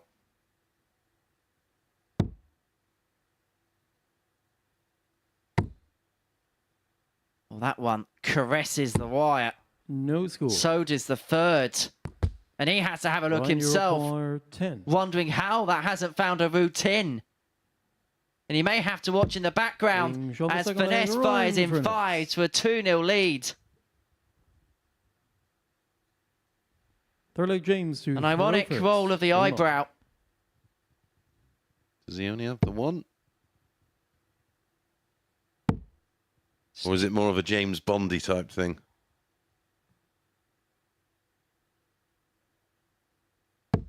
$26. I'm treating that comma with the contempt it deserves.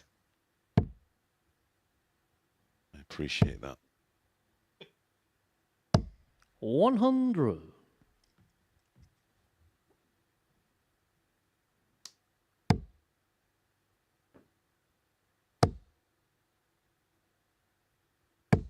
$100.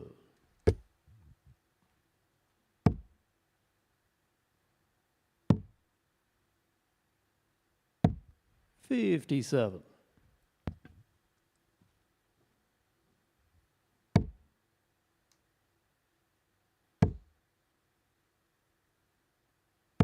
$60. That golf reference, of course. You do understand the origins of the bird references in golf, do you? 119. I can't say I'm au fait. Well, it's believed back in the late 1800s that whilst playing a shot, a golfer the ball hit a bird in flight and landed just within the hole, and then that's where he then putted it in for a 1 under, 41. and James that's where the O'War, reference to a birdie 135. came from, and then the adaptations were made from that. Every day is a school day. And talking about school day, congratulations to those who got their GCSEs today. Hope they went well. Don't let the results define you. 63.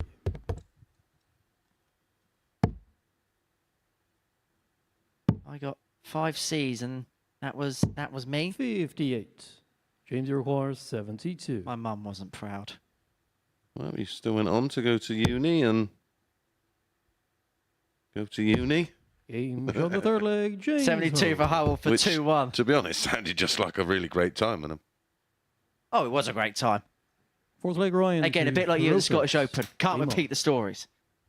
yeah, I think I would have actually quite enjoyed university. Didn't know it at the time, but Well, because in that you enjoyed a bit of truanting, university would have been the right 96. place for you. halls of residence and all of that. Oh God, yeah. There's some incriminating stories from those times. Like school, I'm sure I would have 100. been expelled.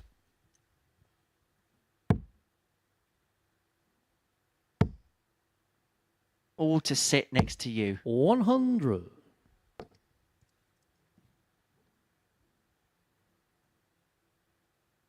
Well, Furness here in a 2-1 lead against the darts. Average is pretty much 60. identical, 81 apiece.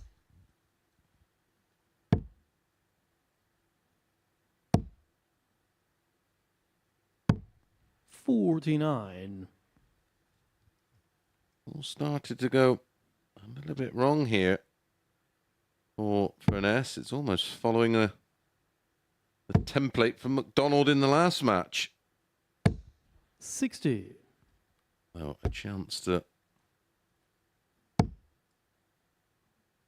right the wrongs here. And what will frustrate Hull 57. more than anything else is he did the hard work to get himself back in the game at 2-1. And in this leg, granted against the darts, he's not really been able to do much by way of reply. Oh, and it has been a relatively below par. 59. Sticking with the golf theme. A below par performance. So you're saying it's a bit of a bogey. 59. Well, this leg's a bit of a double bogey, isn't it?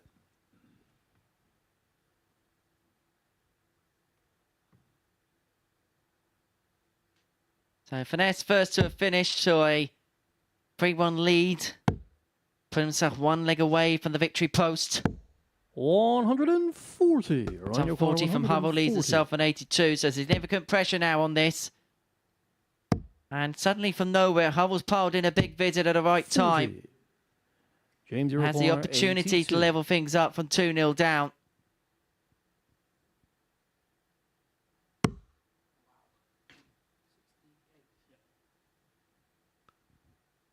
$18.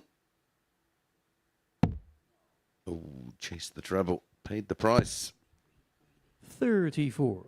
Run your corner. So 100. Furness back for a ton for 3-1. Double 10. Game shot on the fourth. Last leg, dart in Ryan hand, and Furness. Furness has been so good at doing that tonight. He leads 3-1 against the Hillbilly. It would Fifth leg, mean James to throw at the first. halfway point of the night, on. he would be the table topper. Yeah, and it'd be half the job done. Well, I feel that's the norm. Usually win half of your games in 51. Group B. You'll take one of the top 3 spots.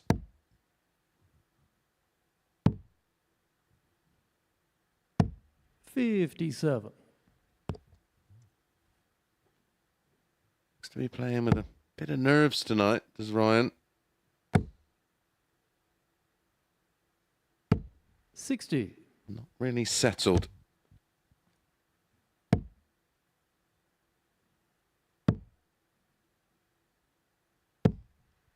$58.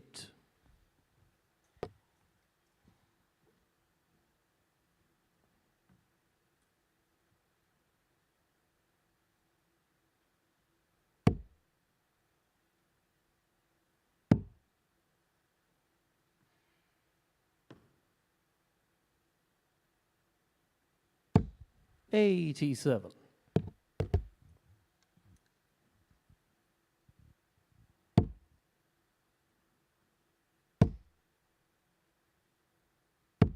$60.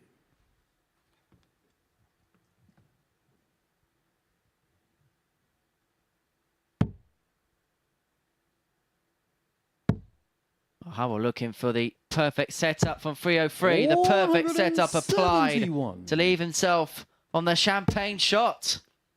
Yeah, beautiful visit that. 100. James require 100. Doesn't have to go for the bull double 16, and he's not going to. Oh, good ball management. 100. And that's white. He used himself on 32 to bring it back to 3-2. We've already seen comeback wins this evening. 100. We've seen James Danger Hurrell bar win games 32. 4-3 tonight. Beat Sean McDonald in the last leg decider. See where this game's destined to go, James because he on the brings fifth it back leg, to James 3-2. Hurrell. Players have also got to be wary of keeping their energy levels. Looks like being a 6 leg Ryan to a throw long, first. drawn-out Game night. on. Want to keep Summit in the locker. One of these guys could be looking at the 44. running of matches. Ryan Furness is due to go on last against Moreno.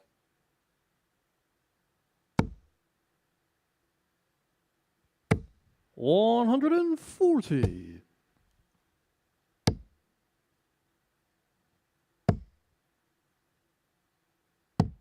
58.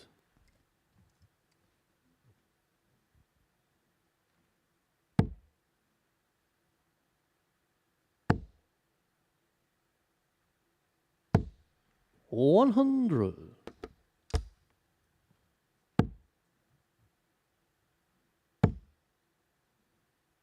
Max for Furness. Tripping in Furness. Super shot. I had a beautiful 7-1 in the previous leg. Great Max from Furness. 55. Just enough to make James Hurrell take his eye off the target. Backing it up.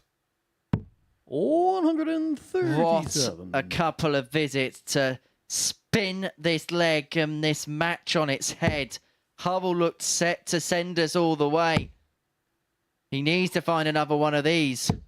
100. It's only a ton, On your and it's 82 for the match for Furness. For 2 from 2. I'm going to be the one at the bull. Ooh, 57. had to go for it with Hurrell on 106. 106. To send us all the way.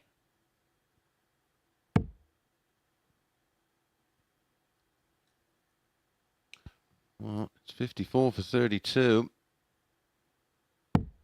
Gets it. Double 16 to take us all the way. 74. Not to be, and so Furness comes back Your wire, 25. for the match, 1 in 25. It's double 8.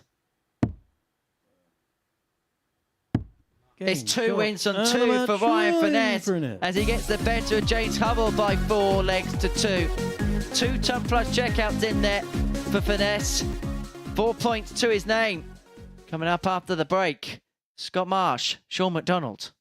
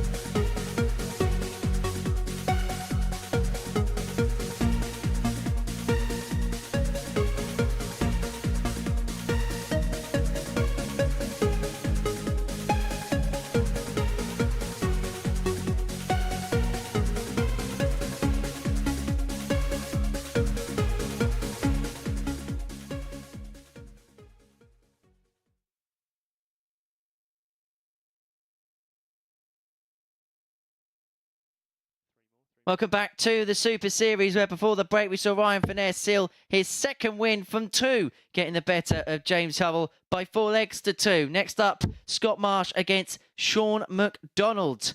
Some midnight darting action for you here at the Super Series. Most definitely darts after dark.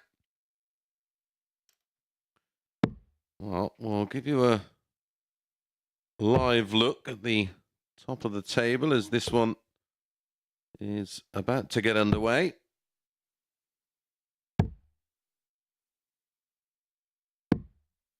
Well, let me give you a gauge on what the odds compilers are saying about this particular match.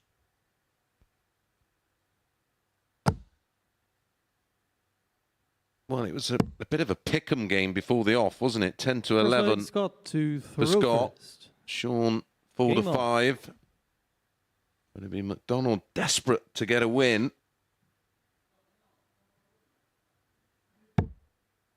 Here is the table, the top end of the table. Furness 2 from 2. Marsh 1 from 2. 140. Hurrell 1 from 2. Moreno Michels, he's also 1 from 2. But this man yet to pick up a win.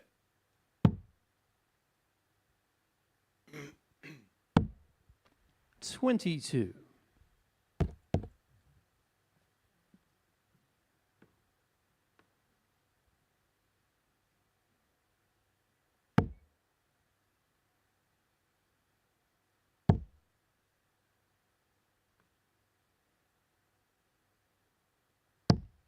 $57.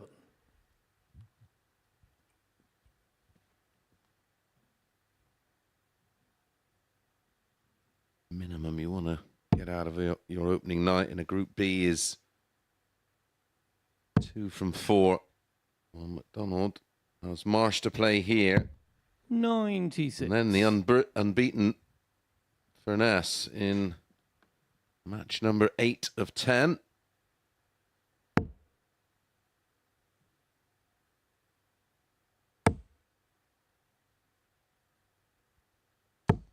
$100. Hope you're all enjoying some late night darting drama here at the MODUS Super Series. Around about 13 hours time, we'll be starting Group C. At the moment, 100. Fallon Sherrock out on top with Marco Cantala. Were you surprised about the little bit of a dip we saw from Marsh from game 1 to game 2? No, listen, there's a 22. reason why a lot of players that don't have tour cards don't have them, because there is just that too big a range. The best players in the world don't necessarily have the best A games, they have the best B games. 96. Able to claw out victory from the jaws of defeat. Well, not only that, just have a solid default game. Game's very easy when everything's going in. Becomes an issue when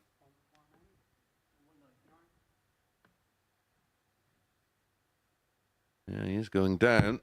82. Not surprisingly, those darts looked not inviting at all around the treble 20.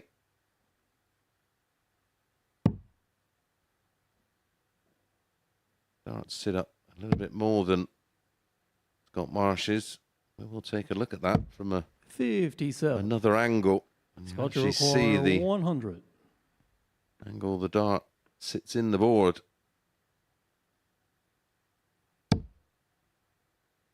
From that angle, they actually look like they sit up a bit, but they certainly don't with Marsh's action. 60.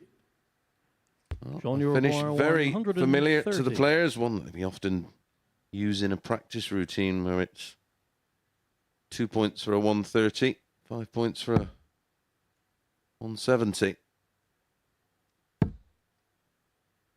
He'd already had the big fish tonight. He was looking for the little fish, and then he 65. could put his night's efforts in a cardboard Score to box. require 40. Maybe a fishing net. Keep net, as they call it. Tops of Game Marsh first for leg, a Scott 1-0 lead. 19 darts of that opening leg. Second leg, Sean to throw first. Game on. Both these players will be at the WDF World Championship at the Lakeside Country Club at the beginning of December. Both played in last year's edition, 93. which took place in April of that year. Won by Neil Dove, beat Thibaut Tricol in a deciding set. And both will be hoping to go into that particular tournament on the back of good Super Series campaigns and good ends to the year across whatever respective circuits they play in. 140. One of them would love to be going into that World Championship with a 20 grand check in their back pocket. As you can see, from that angle, they're just above horizontal. 100. When we see Marsh, they're well below horizontal. Very much a stacking style with Marsh. There you go. You can see the angle they enter. That's a bit high in the bed for him, isn't it, to use, really, isn't it? 81. Yeah, you want to be, yeah, you can see him just gesturing.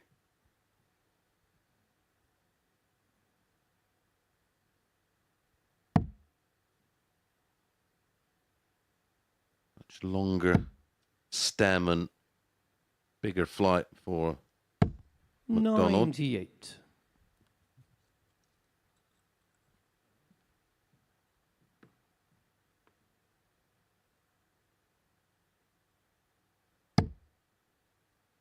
That's a blocker, but feels there's enough room to the left, which is the side he's aiming at. 60. So McDonald with the opportunity here, 6 darts on 210 to level up at 1 apiece. Well, McDonald's got to not fall into the trap of trying to chase a win. 93. To be a little creative. The one thing Sean McDonald definitely won't do is panic in this scenario. Oh no. Too long in the tooth and too good mentally to do something like that. And he's been here so many 60. times before. Yeah, but he On your will have been affected 117. from being 3-0 up and losing 4-3. That will still be smarting. But he will endeavour to use that as focus and 57. energy. Scott rather than Revoir 160. Allow it to remain a negative.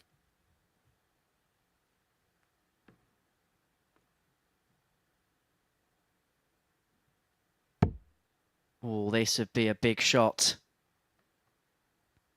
So there's these pulls there.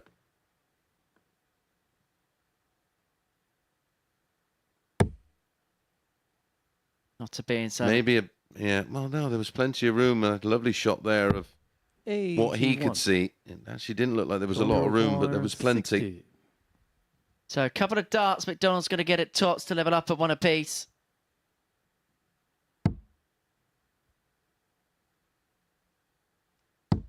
Game shot. And the cry, come on, as McDonald leveled up at 1 apiece. Well, that was a shot he had to Third leg, Scott win to that match throw against first. Hurrell, of course, where he hit the 20 Game and on. had 2 at tops. So had a dart at the ball in that one.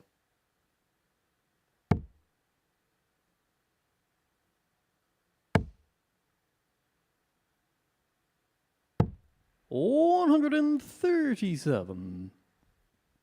Good start to the leg for Scott Marsh.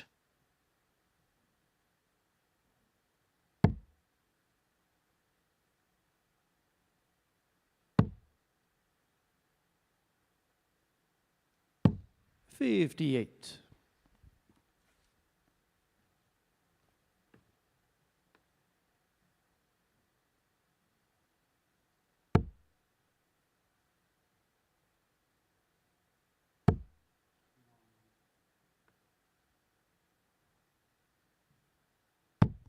82.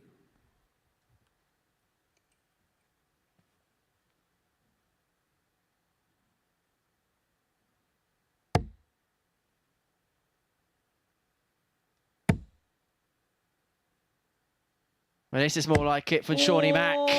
Mack's attack. 180.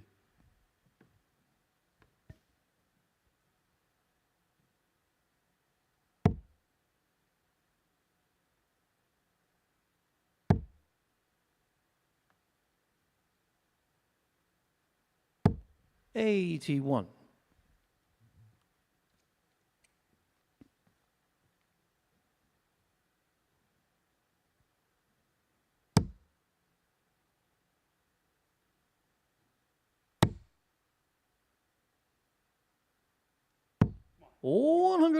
Excellent from McDonald. 2 brilliant visits to threaten the break of throw.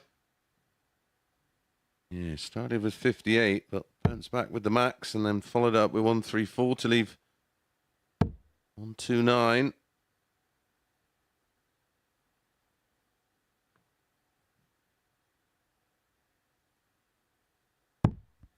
$54. Sean, you require 100. Break chance on the 129 for Sean McDonald.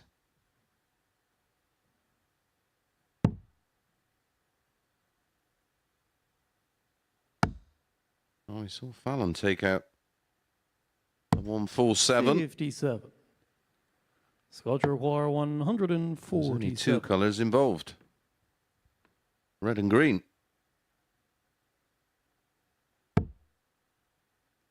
Not going to be found, though, by the Martian. I wonder where he got that nickname from. McDonald, 40. 72. Sean, you To live up to his require namesake, 72. the Punisher. To be a break and a 2-1 lead.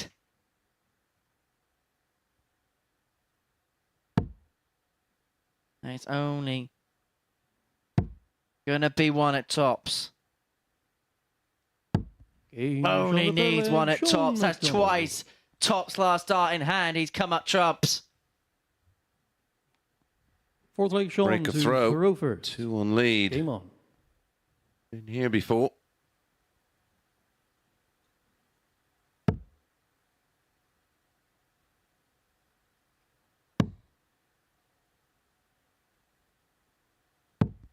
$58.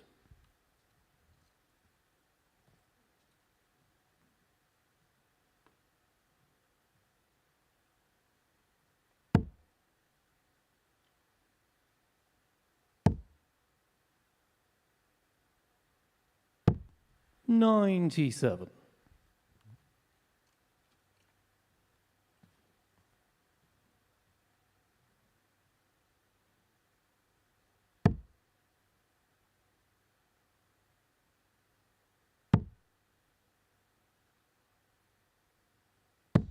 $134. Really trying to rev himself up, isn't he? He's trying to make something happen.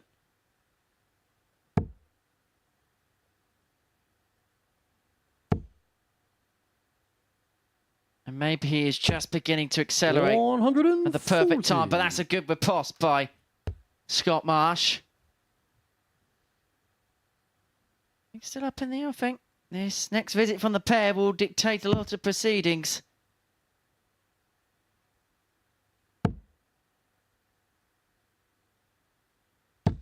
$99.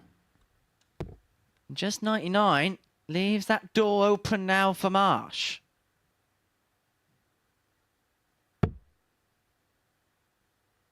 Great turn. We'll put him on the 164 finish. Just keep it straight is what he's thinking in his mind. 100. Yeah, exactly that.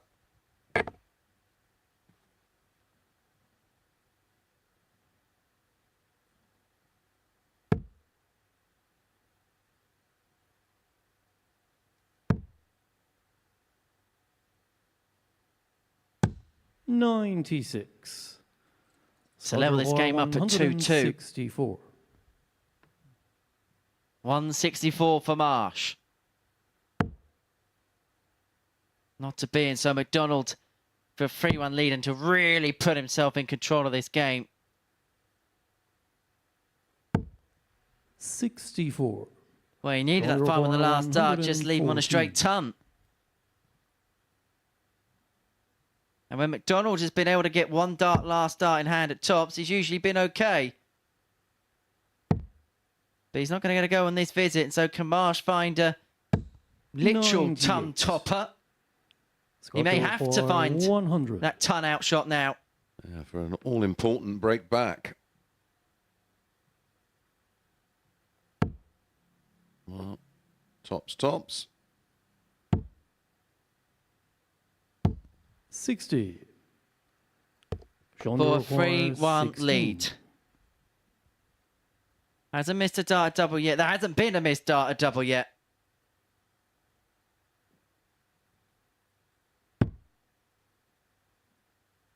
Well, that trend has ended.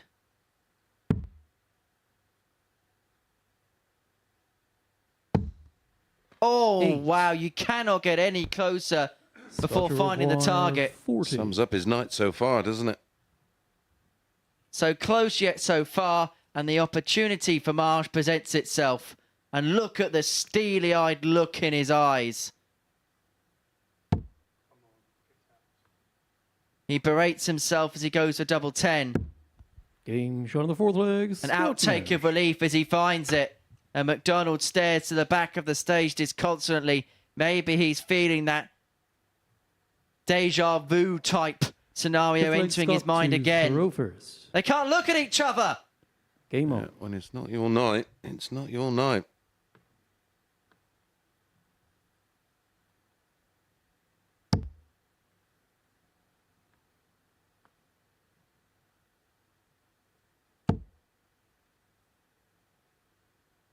You know, they were about to do a photo shoot for a brand new Men in Black film or something like that, didn't they, at the end of that leg?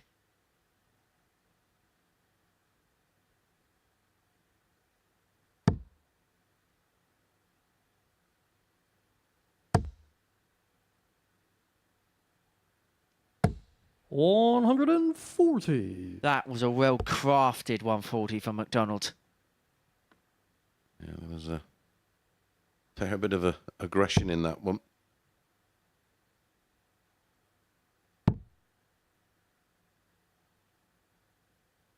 This is what he does so well. 46. And the fact that he does sometimes pent himself up, but he doesn't let that out emotionally.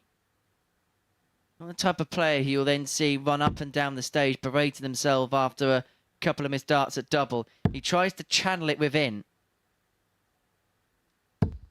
60.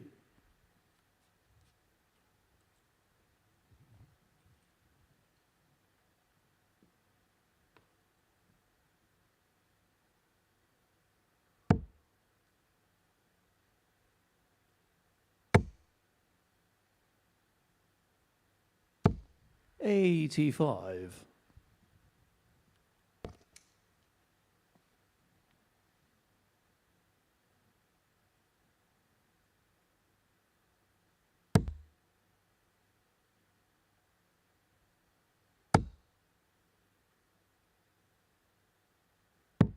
$61.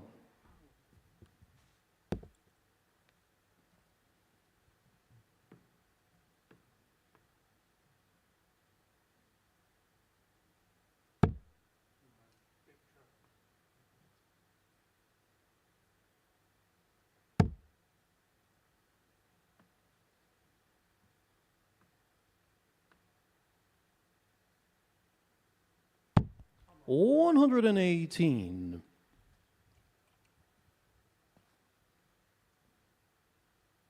Well, the missed timing of that single one could have been more palpably sensed than that.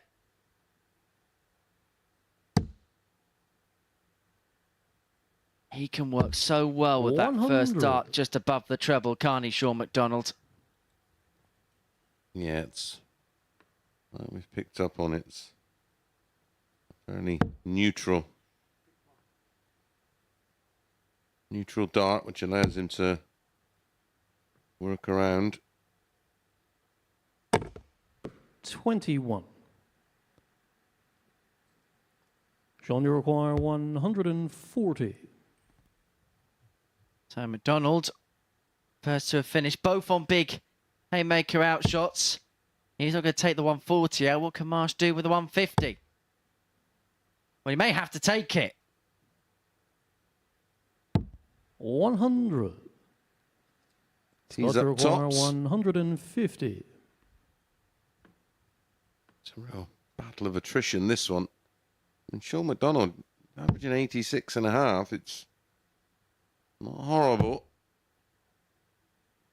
Very similar pace 54. of play from both. Sean, you require 40. Well, this has been stereotypical match play, this game.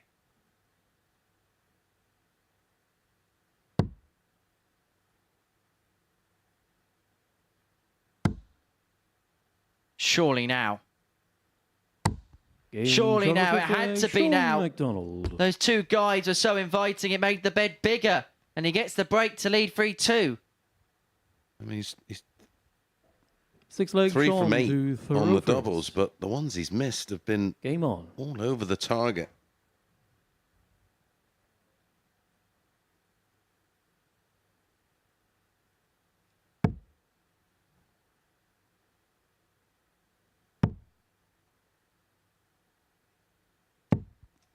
$67.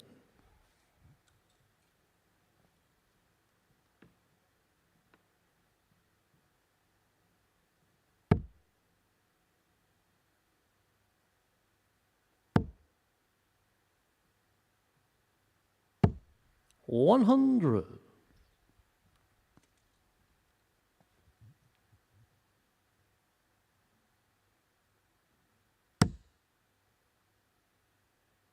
Perfect first start. 140.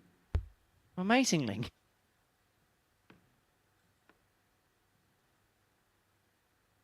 That's only Sean's second of the match. 140.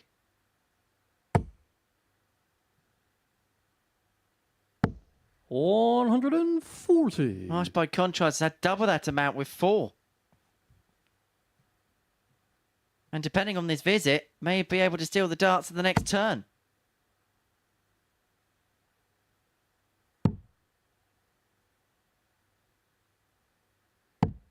$78.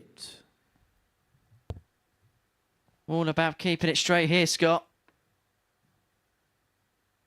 Right, ton leads you want to finish. Anything more is a bonus, but he's straight into the treble 5. The loser of this one will feel like they've been put through the ringer. 89.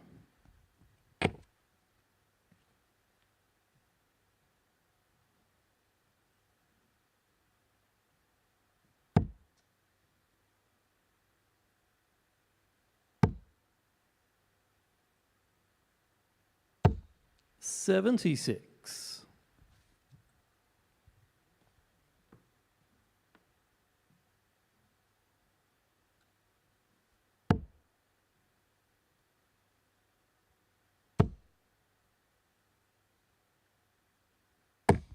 Oh, well-crafted visit. And have a look at the reaction from Scott Marsh. 140. McDonald's going to take this out.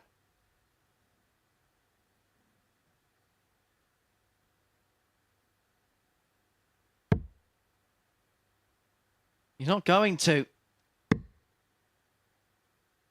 Marsh a 3-3. 60. Double 16 is what he wants. 32.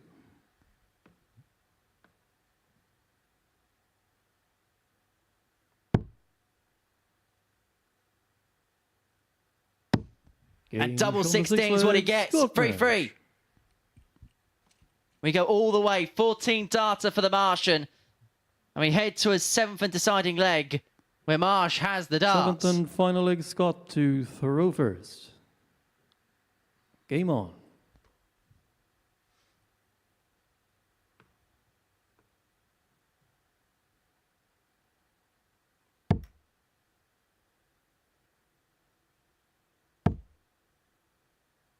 How he'd love a 2-treble visit here. Scott Marsh 100. on throw with the darts in this deciding leg.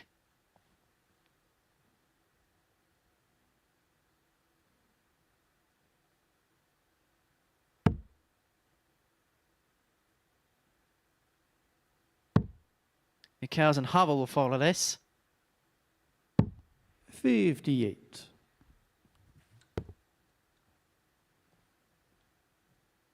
Yeah, another potential match that could go all the way. Only evenly matched.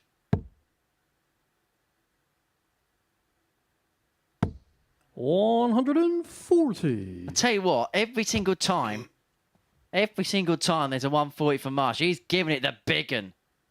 And he knows the importance of it.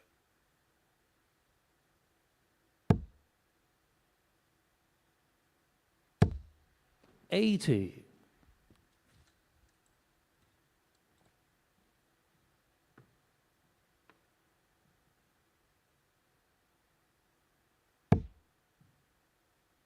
So it's full advantage Marsh in this decider.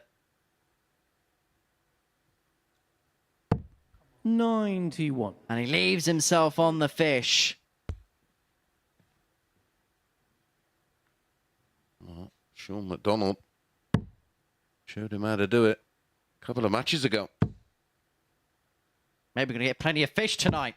95. I think the chippy's open at this time of night, 170. pal. Well, this is to finish the job off, and he's got the luxury of time.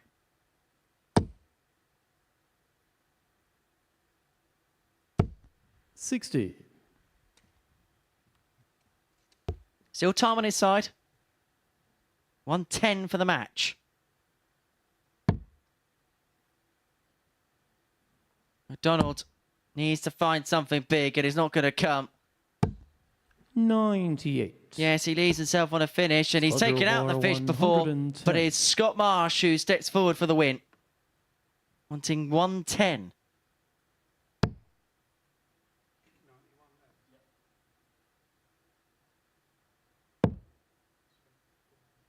Well, this would be amazing. After a marathon match, McDonald wins it on the fish. Sean, you require 170. No way is this possible.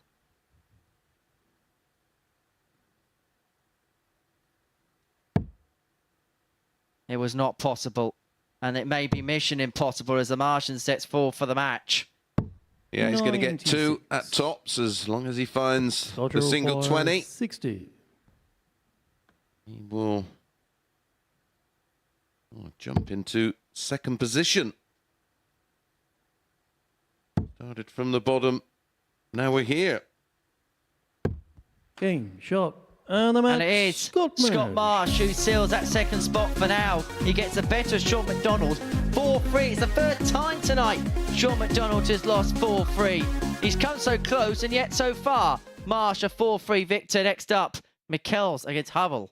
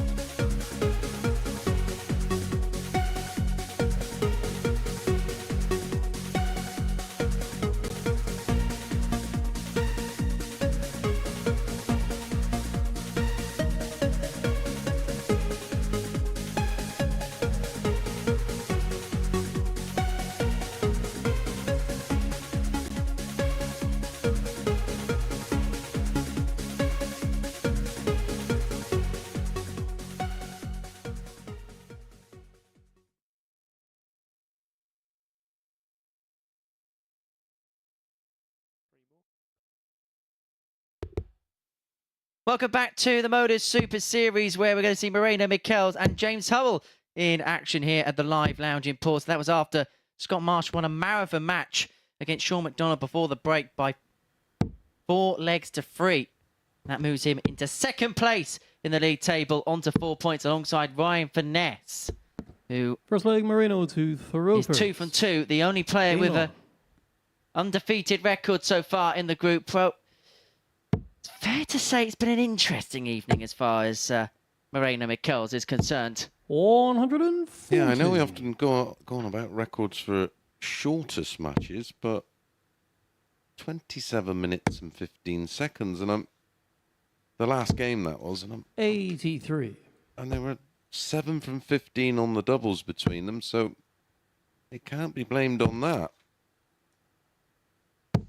96.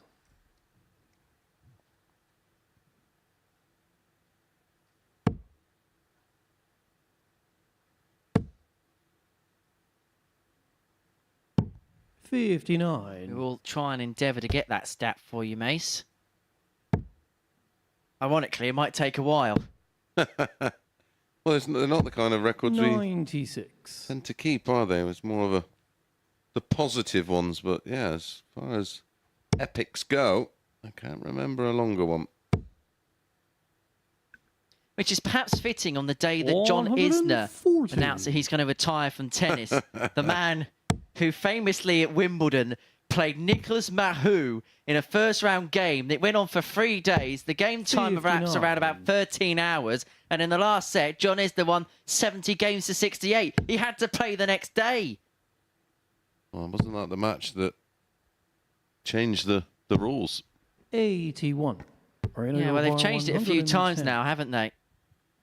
So individually, you can only go to 12-12 before a tie-break. Now they tie-break after 6-6, which I'm not a fan of personally. And then you've got a 54. championship Danger point Hall, tie-break where if 138. it's level at 10-10, you have a one-off point.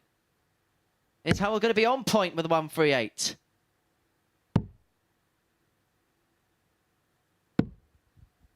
.41. Moreno require 56. The opening leg. Game shot. Fourth meeting. Moreno Michels. Between these two this week, of course.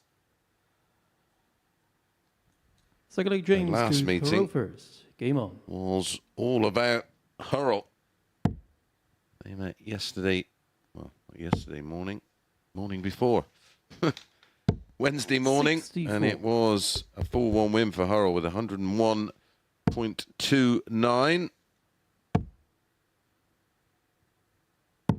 99. Tuesday, it was a 4-3 win for Moreno with an 89.22 average, couple of 180s in there.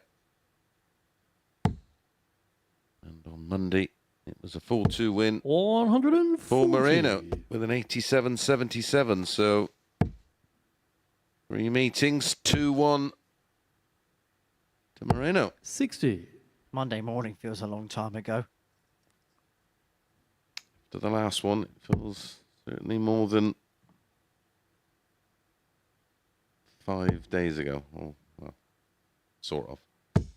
140.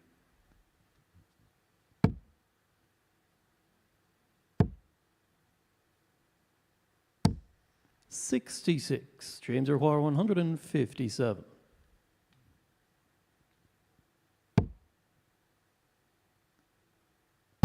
And McDonald with time in his second leg to square up. 99. The 99 leaves him on 58 to level the game up at 1 apiece.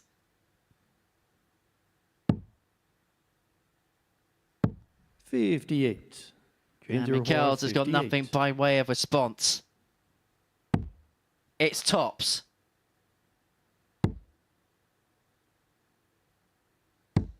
.18. He's going to come back for more.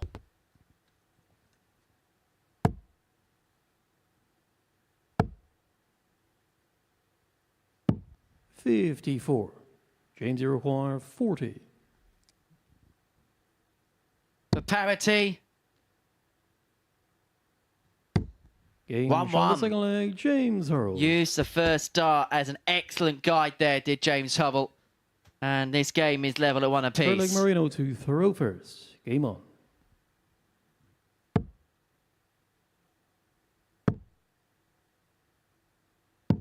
$58.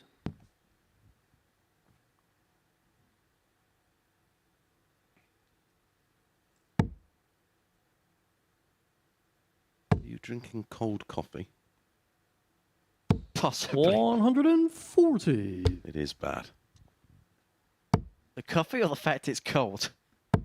Well, the fact that you're drinking cold coffee, although that's a thing now, isn't it? Oh no, I'm not one of them like 135. iced latte weirdos. Apologies to all them iced latte fans I've offended. No question. 140. Well, I mean, the irony is, I suppose they will be watching because they would have had caffeine in their system and they won't be sleeping. But this has been a good performance so 58. far from Hurrell. The average 93.5.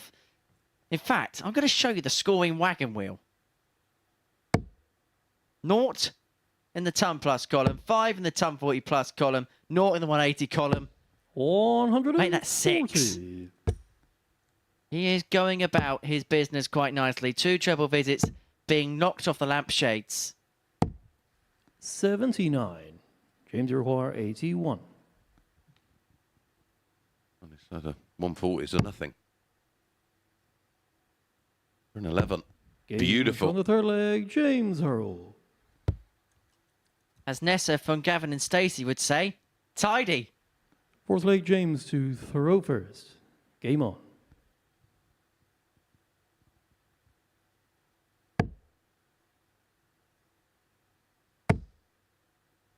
Well, this is tidy. This is more than tidy. This is becoming something out of the realms of excellence. He did average, as I mentioned, 101 against Moreno 97. on Wednesday morning. Averaging 103.5 right here. And he is continuing a spell of perfection. 190. Is there going to be some hillbilly magic past the midnight hour? 134. James Roy 141. Thursday nights tend to be a 9-dart night. But not for James Hurrell. It's Friday morning, that's why.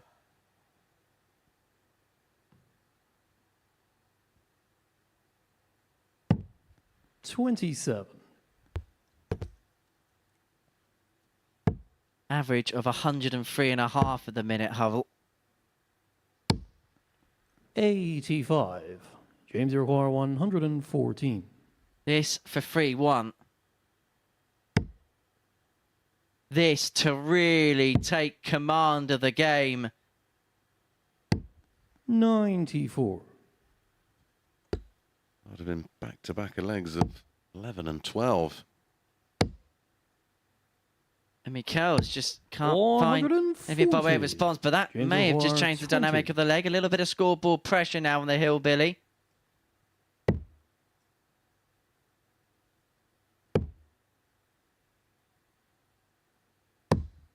Pressure, No which score. was felt. Moreno And for being completely out of 45. this leg, Michels has the chance to level up at 2-2. Tops. On the fourth Inevitable. leg, Moreno Michels. A 14-darter, 2 apiece. And Michels, who was out of this leg, Fifth found leg, a way. Moreno to One big throw score. first. Applied the Game on. pressure on Hurrell. He missed. Michels hit. All darts for 3-1. How often do we see it? 140. On the 9, lose the leg. 3-3 again, Mace. It's the theme.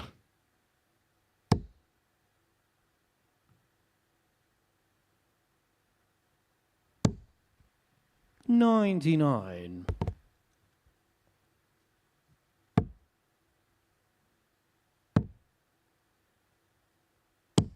$58.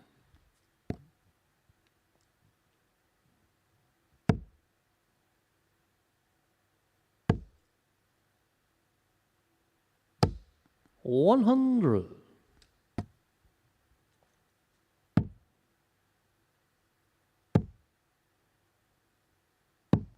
95.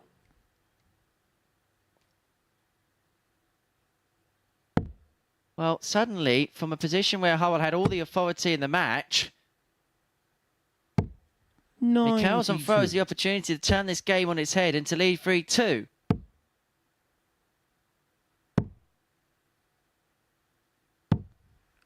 $42.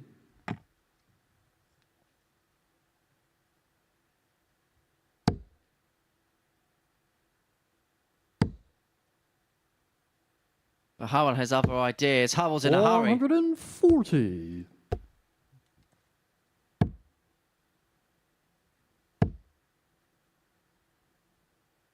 $134. But James Michels has other ideas. It's tops. He missed a couple in the last leg. But no mistake in this one. He gets the break. He leads 3-2. And a super sequence of legs. Well, super Six leg sequence James of to breaks of throw. Furness. Game 11, on. 14 and 14. Average for Hurrell. Still around the ton. 105.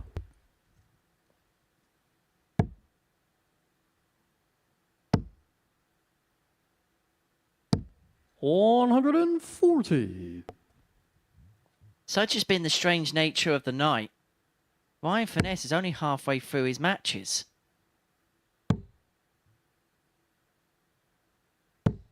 $81. Still got to play half of his programme.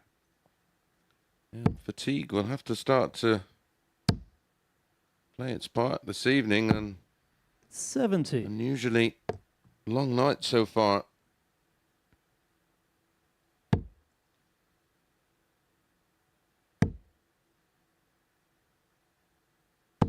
$100.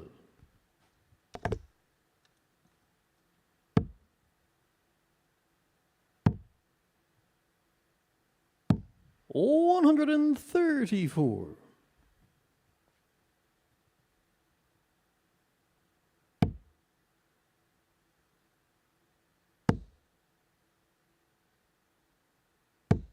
$123. That's excellent from Hurrell to leave on 92 for the match. Michels to send us to a decider has got a dart at tops. Oh, wow! Marino Michels. Out the top draw to send us all the way. And this sequence of break of throws Seventh and final continue. leg Marino to throw first. Game on. We had two holds in very ordinary 18 and 17 dart legs, and then Hurrell with an 11 dart break of throw. 140. Then a 14 dart break back by Moreno. Then a 14 dart break again by Hurrell. And then a 157 out and a 12 dart break of throw for Michels. 140. They're trading 140s.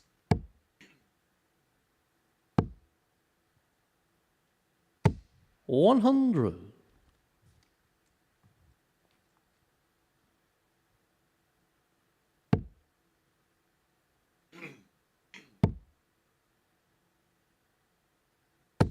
$60.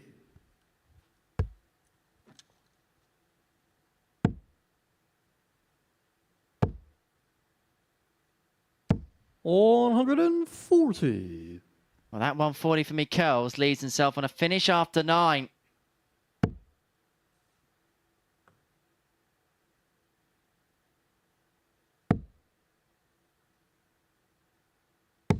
$100. And he's going to get 6 for the match. It was a game that Hurrell was in full control of.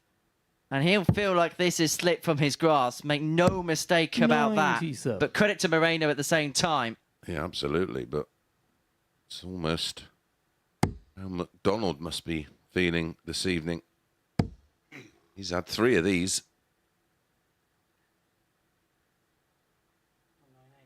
Sean McDonald's lost 4-3. Oh no, oh no, oh no.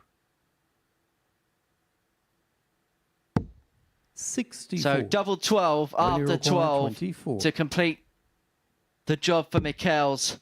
Hurrell was in full command of this match. But he's 16. gonna get a chance to win it. James, you require 137. Well, after the 157, don't rule anything out. Well, you can now, the 137.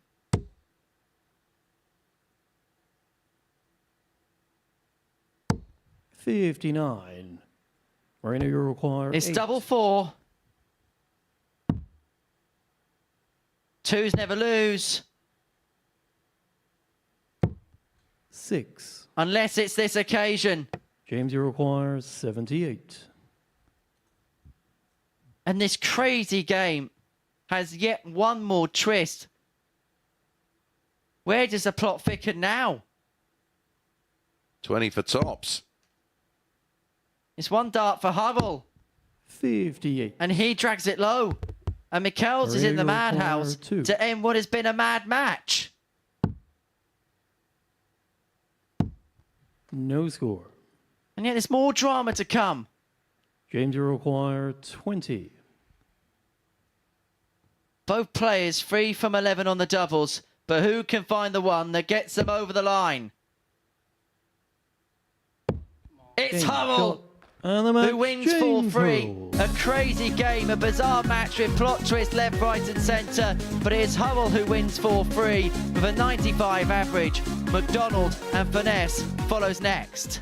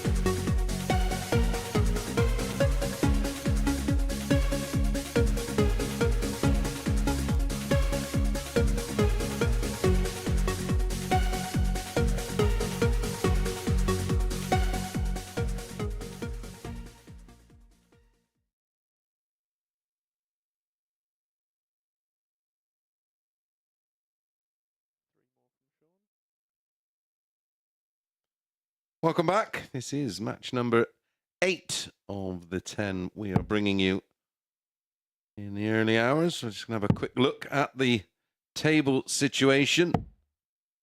Ryan has 2 more matches to play, including this one. This will be Sean's final match of the session. As you can see, no points, -3. 3 matches played for McDonald.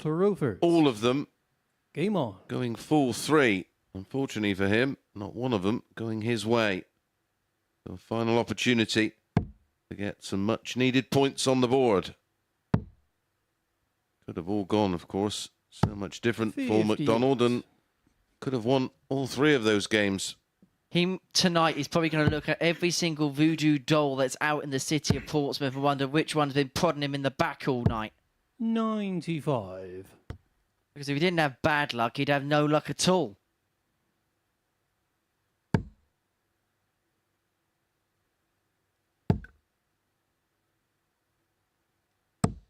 That's what the 41. odds compilers say.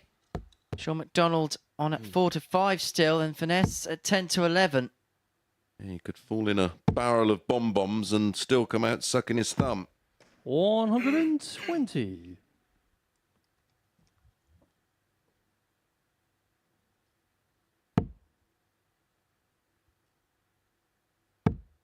The matches to come. One more for Hurrell against Marsh. 100.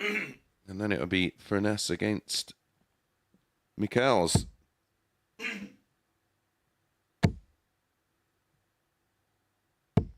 $100. As you say, for Furness, this is going to be a battle of endurance because he's only played a couple of games. He's now at the home straight of his night.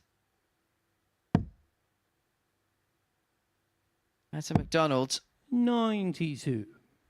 His evening will be over following the culmination of this game. Furness. Obviously using the break wisely because 150. that's a superb setup to leave double 18 after 12. Well, it's all about reserving their energy levels. 170. Ryan, your horn. second of the night. 36. Yeah, one in a finishing phase, now one in the scoring phase. Game shot on the first It is leg. Ryan 14 dart. Furness. Break a throw for Ryan. And Ryan should actually be starting his final Second match leg, right Ryan now. to throw first. Game on. He gets the break in the opener, but we all know it's going to go to leg 7 because Sean McDonald's involved. What he does. 140. Here's the McNamara leg in chief.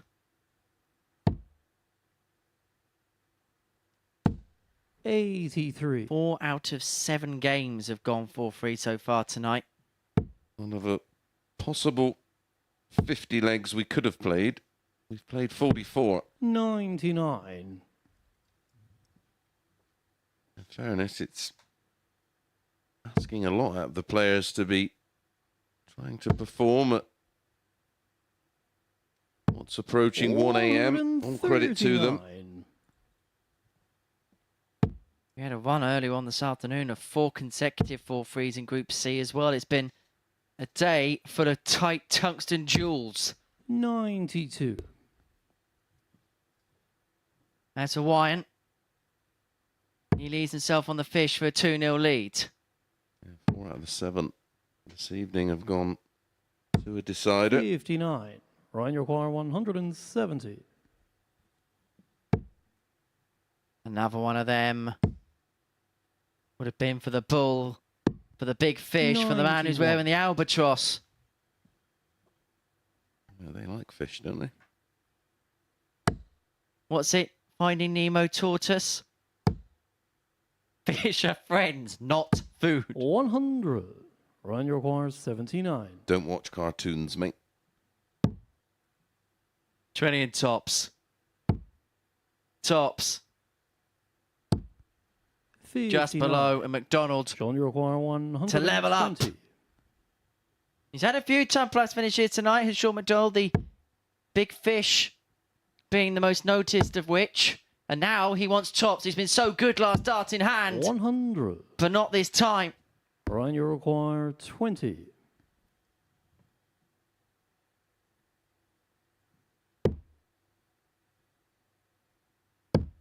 Game shot on the second leg. Ryan Furness. 2-0. Backs up the break. Third leg Sean to throw first. 17 dart Game hold, averaging 97.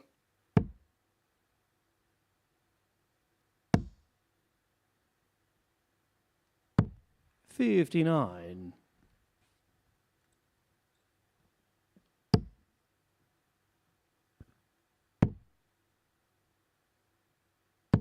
96.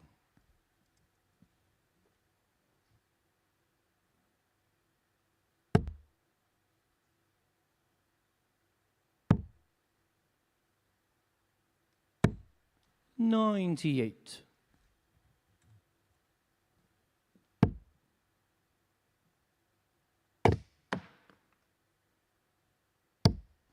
65. Lucky bounce out there with a second. Yeah, he's had a few of them this evening.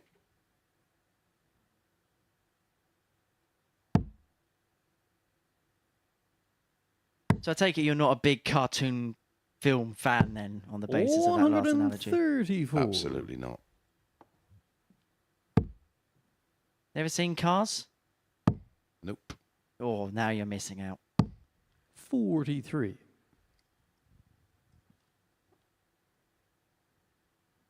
I actually didn't really watch a lot of TV, mate. The only things I quite sad. Darts and boxing, and 138. when I'm at the house in North Wales, we'll all sit down with a nice glass of vino and watch one of the many terrible films that Charlotte decides to 63. pick. Sean, you requires 72. Although I do like the Equalizer films. Well, this won't be an equaliser, but it'd be a deficit halfer. Game Sean the third leg, Sean McDonald. And that's what's going to happen there. 2-1, 15 darter. I think the third Fourth leg, Ryan Equalizer to film's throw out first. shortly, Game isn't on. it? See, I do have a bit of a bone to pick with that. How can it be called the equaliser free? Because that means you've equalised 3 times. 93. Yeah. So if they got level 3 times, I want to know what happens in the other films where the other guy has got in front, or am I now just talking nonsense? 140. Yeah, I think you're. Have you ever seen the films, mate? I'll be honest, I haven't, no. There we go. Meanwhile, in the all-important matters here, Furness has 140. fired in a 140 to claw his way back in front on throw.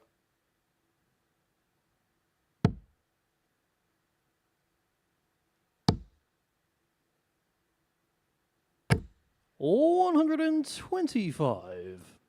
But McDonald isn't going away without a fight. What he does. 124. Furness leaving a finish for 3-1, but how handy can McDonald leave things on 2-3-6?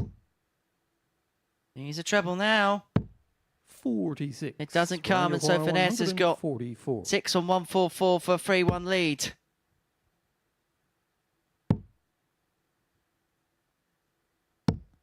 $57.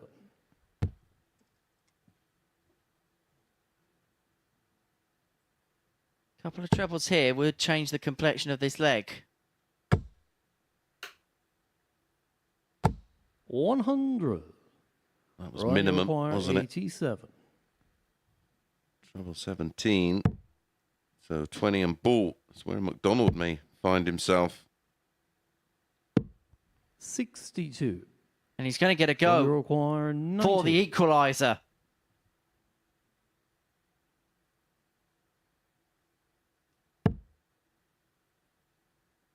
Another single. Oh no! Oh no! Darting disaster. It's the one thing you don't do is slip the other side. He attacked the treble and he's paid the price. 50. Ryan, you require 25.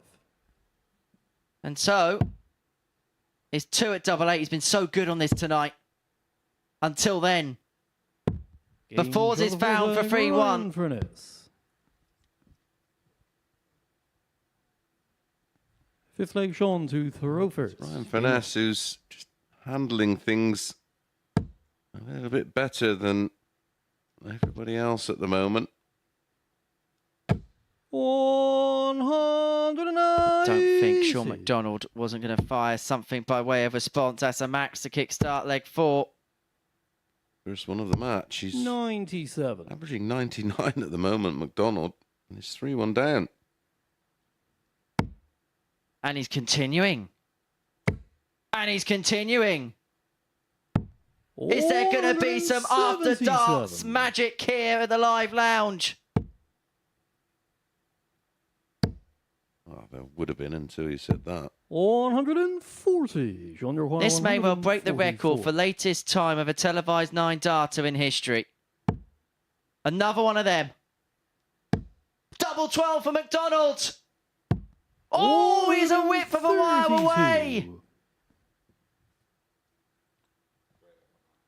That would have had to have been the latest 9-darter ever, wouldn't it?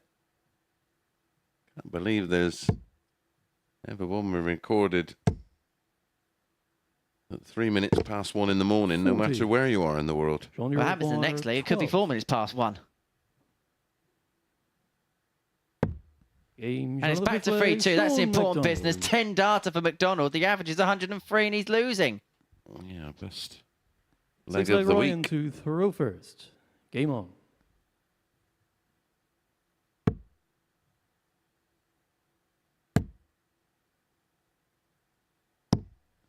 $42.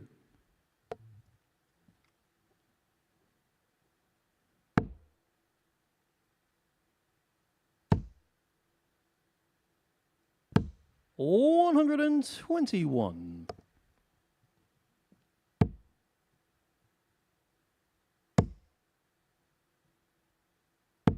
$121.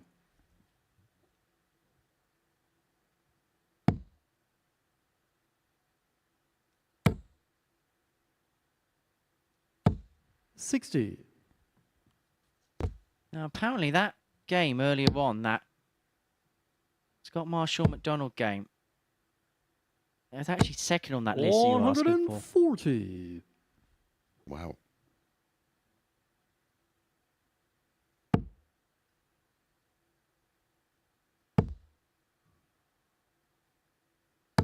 Max and McDonald. 190. Well, his previous 3 games have gone all the way, and on the base of 105 average, you'd feel that he'd be fair to go there again.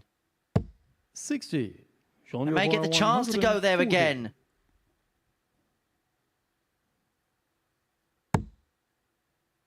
Love to square up with a ton. But again, it's another slip. 42. Ryan Yoquire 138. To win the match in style, to move on to 6 points. And he would have began to just put himself in motion a pathway to 98. clearance at the top of the table. Jean Yoquire 98. Now the 98's got to go. And he's got 2 at double 19. Typically Game Sean leg, McDonald, Sean the McDonald. Punisher by name, the Punisher by nature. A 14 dart on the back of a 10. 7th and final We're leg, going Sean all the to way. throw first. Game on. Well, from trailing 3-1, he's averaged 125 across those 96. couple of legs.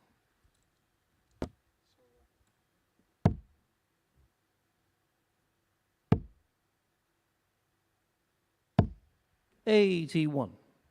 So what was the slowest? Henry, you going to let your public know? Been reliably informed by our statisticians. It was 60. a game between Matt Clark and Dave Prince back in January. Just under 28 minutes, that game. 81. I believe 45 seconds slower. Well, it wasn't faster. Obs. 85.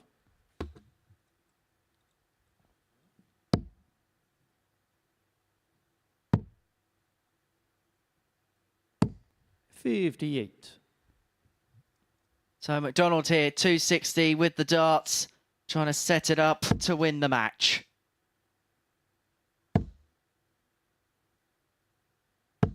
$60.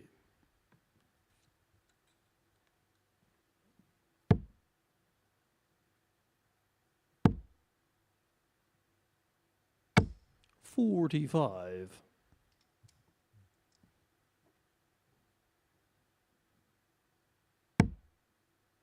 Johnny Mack holding on to advantage of throw.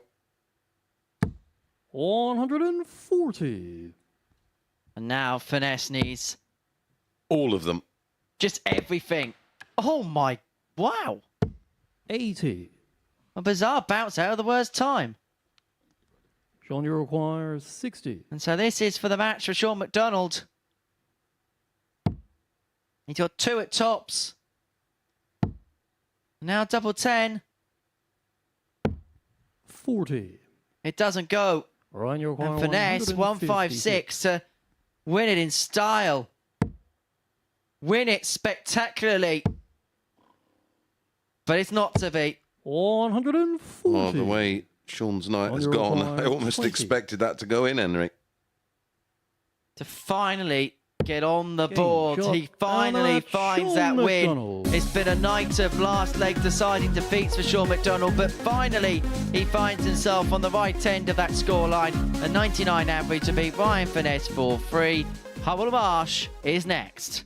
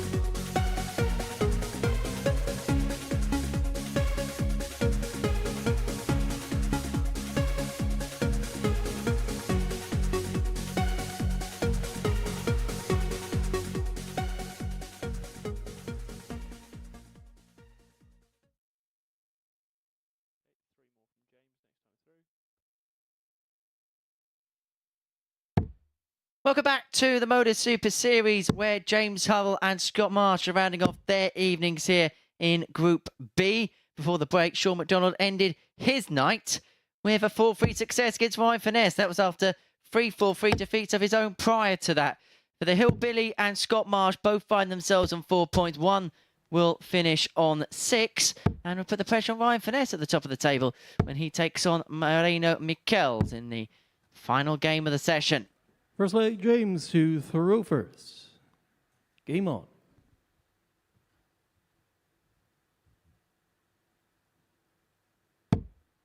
How do you see this one, Mace? 4-3. 92. Not going to buck the trend.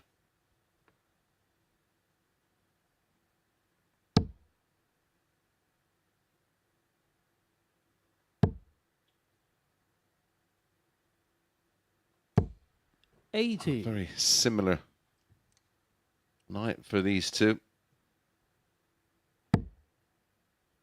James picking up a 4-3 win against Sean. 140. Scott going down 4-1.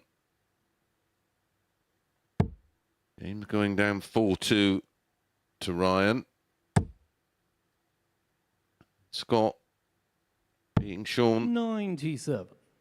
4-3. And then James picking up a great win in the end, wasn't it, against Moreno. Dodged bullets en route. Both players winning 2 matches apiece. Actual winner of this one will go top of the table on 6 points. 44. One player who feel a little bit hard done by tonight for me will be, apart from Shawnee Mack, will be Moreno Michels. He's ran into something. His averages tonight, 60. 92, 86, 87. He's actually won his one game tonight of his lowest average. It's a funny old game sometimes.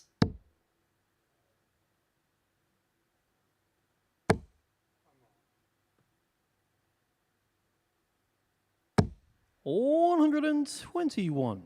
James require 150. 150 for Hurrell for the opening leg. And he's going to get 6 from here with Marsh on a bogey. Seen more bogeys today than in Dick and Dom's bungalow. 60. Again, not a Scooby. No, sir. Dick and Dom was a part of my televisual childhood. Used to have a famous thing about bogeys. Alrighty then. 99. James require 90. 90 for the opening leg for Hurrell. Single. Bullseye. 65. Scotcher requires 60.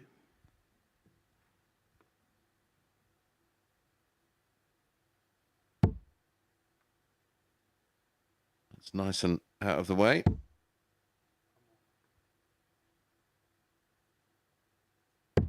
Game shot of the first Finds leg. the double Scott 10. Marsh. Well, it was an unlikely looking break of throw, but he gets it. 1-0 leads. Second leg Scott to throw first. Game on. We did say that this group could well be the most unpredictable group we've had in quite some time, and the 96. player was the biggest outsider of them all in Scott Marsh at 6-1. On the live table, currently sits top. Not bad for a supposed unknown quantity. 140. Amazing what some people know. Absolutely nout.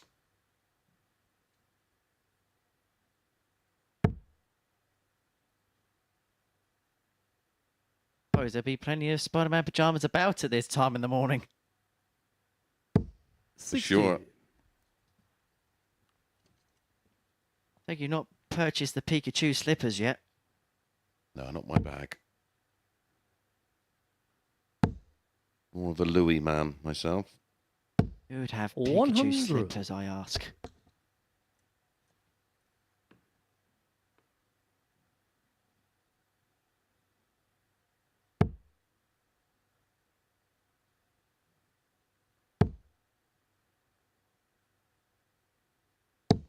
140. Done 40 for Marsh. Just keeps him ticking along. Remember, he had the darts at the beginning of this leg.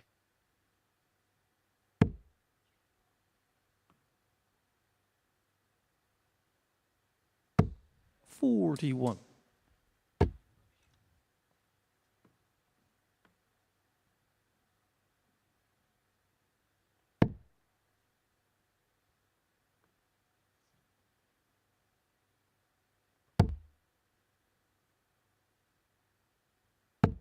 $59.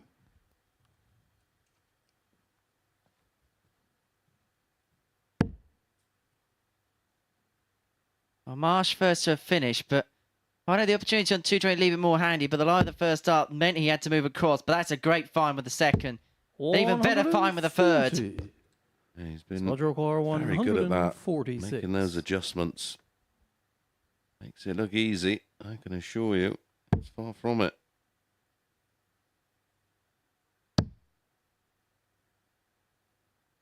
So Hurrell comes back for 89. 80 to level up at one James apiece. require 80.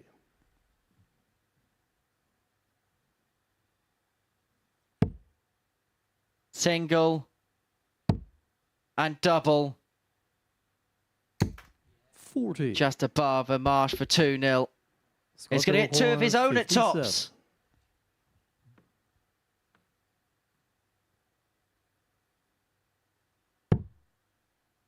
Tops of Marsh. 2-0 to Marsh. He's halfway there. Oh, none from two. Thurley James to The throw doubles first. had a dart in each of the opening two legs. As James Hurrell. 83.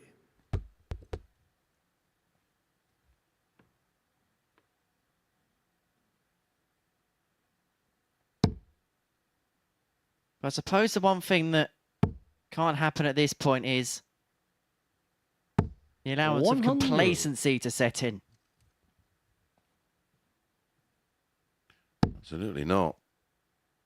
He's got to stay switched on, and when 99. you don't give it 100%, it can sometimes come back to bite you on the backside, especially in this format of Group B.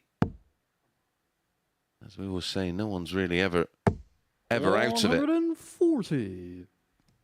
Even at this hour, you can't afford little mistakes to creep in. No, these 2 points are valuable.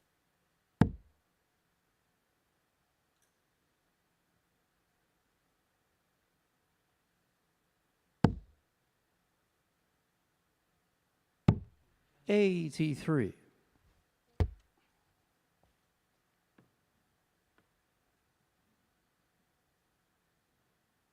Been a decent game, 85, 86, 90 the averages.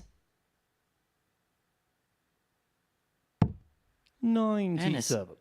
We've seen a lot of games go deep, but we haven't seen a bad game tonight. Nope.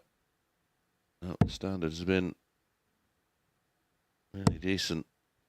With the exception of a 77 from Furness. 100. Everything else has Roger been War above 81 164. or 81 and above.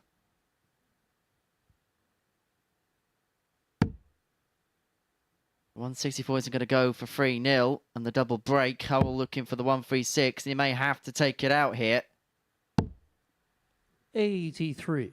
James require 136.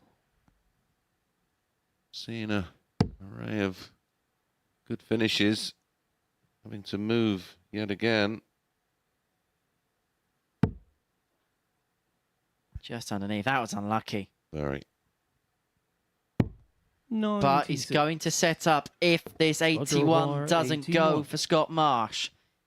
2 from 3 on the doubles thus far. It may only be a dart at the bull. He gets better. He gets 2 at double 12. Game Sinks it first dart to lead 3-0. 3 from 4 on the doubles. Near perfect. Fourth leg, Scott to throw Started off first. with an 18. then a 17 on. darter, and that was a 14 darter to give him the double break of throw.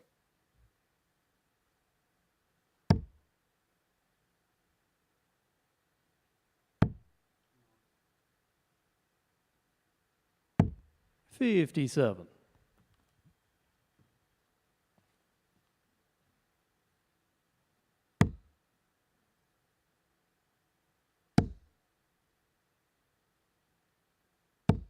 $81. Frustration creeping in there from the hillbilly. Yeah, certainly can't blame him. You're at this point where you're at the end of the marathon, you're hitting a wall. But you can see the finishing line in front of you, and you try and 83. find a way to muster something out of the reserves that gets you there, that takes you there. How much is left in the tank? We're approaching 62. 25 past 1 in the morning.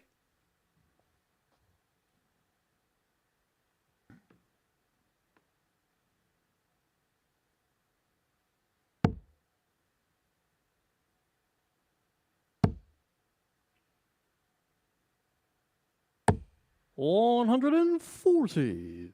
Well, Marsh on the verge, and this would be a first 4-0 victory of the session. 100. If he can convert 2-2-1 from here.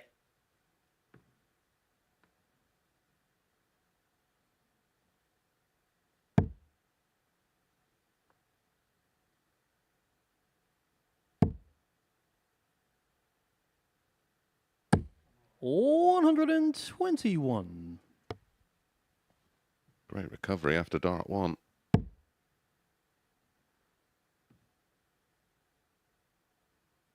He's himself with a ton to win 4-0.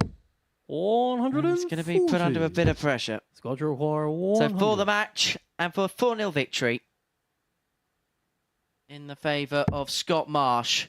Well, that's not ultimately a disaster because it's treble 19 now.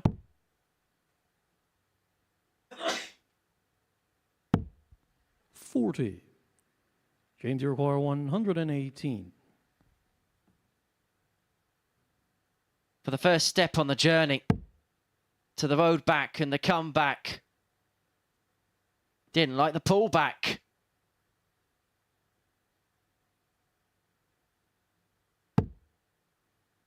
Oh, what a find that is. What a find. What a recovery this would be. 99. Wasn't far away, and Marsh has two Scott at tops requires for the 60. match.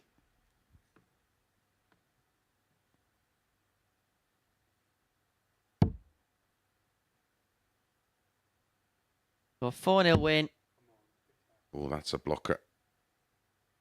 To pick a side. Game. Picks the right side. On the match, Scott Marsh. And picks right, and a very rare, well, our first 4-0 of the night, and it goes to Scott Marsh, and he goes to the top of the table on 6 points, but his night is finished. Final match of the session coming up next, Ryan Furness against Marino Michels.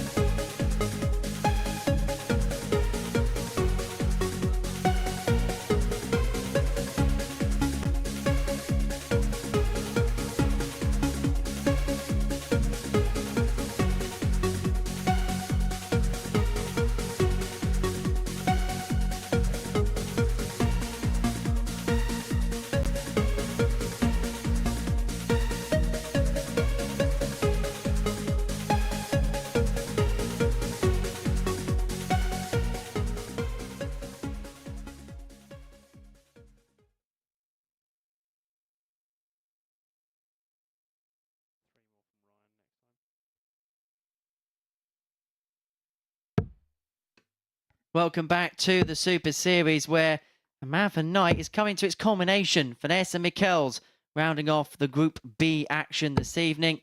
Furness with the opportunity to move on to 6 points in the table. Him and Scott Marsh would be tied at the top on that mark going into day 2. He takes on Michels, who's put in some good performances, perhaps hasn't got the points that it so warranted. Just 2 to his name so far, First but play if he Ryan wins, to throw first. it would mean Game on. he'd be on 4. Well, that's been quite the shift for that man, hasn't it, Danny McNamara? Fair play to him. Not one mistake. Oh, well, here we go then. 140. Sorry, Danny. He'll have an absolute disaster. Yeah, 4-2 win 190. for Ryan, and he will go above Scott Marsh in leg difference. 177. Hold on, what on earth's happening here at the start of this one? Autopilot. 60. I say that, then he hits a 60. Is there anything else that you want me to curse right now? Whatever you do, don't say this is going 4-0. Well, Furness would like to win this 4-0. Yeah, 4-2 win or better, and he will go top. Leg difference. Ryan, you require 56. Any win for Moreno, and he will join Hurrell and Furness on 4 points. 46. Moreno, you require 161. So double 5 for Furness, who's... Sorry, Ryan, whose doubling has been quite good 45. tonight. You know what's going to Ryan, you happen require here. 10.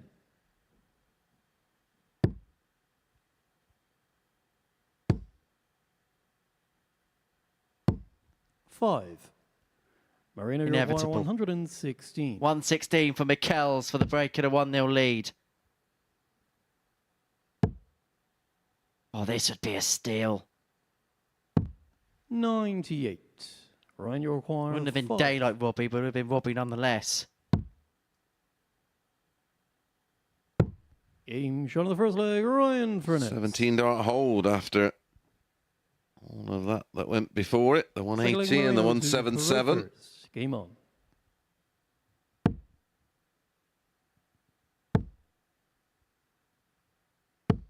$100.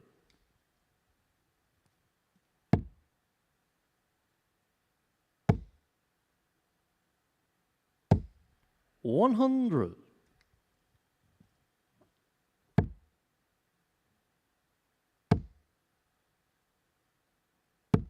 $81.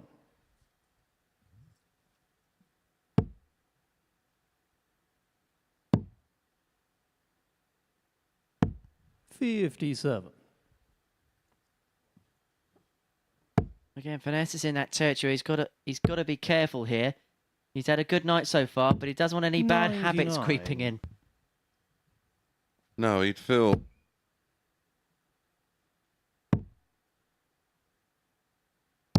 fairly disappointed, I think. Well, both would. To not end the night on a win. 54.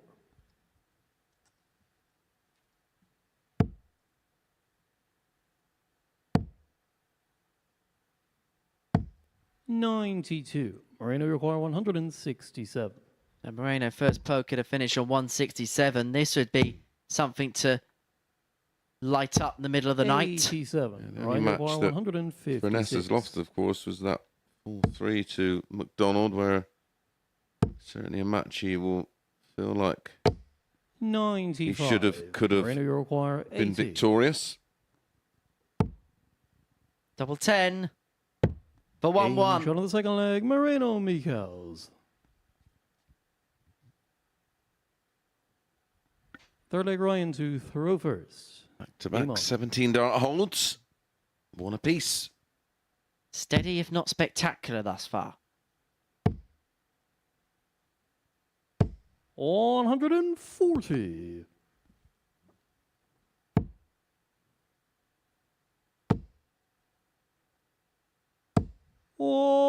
Max for Michels. 80. His second of the match. 59. Now, we were speaking earlier about the record for latest ever televised 9-darter, and Sean McDonald missed the double 12. Well, I think if it was hit now, I don't think it'll ever be broken. 96.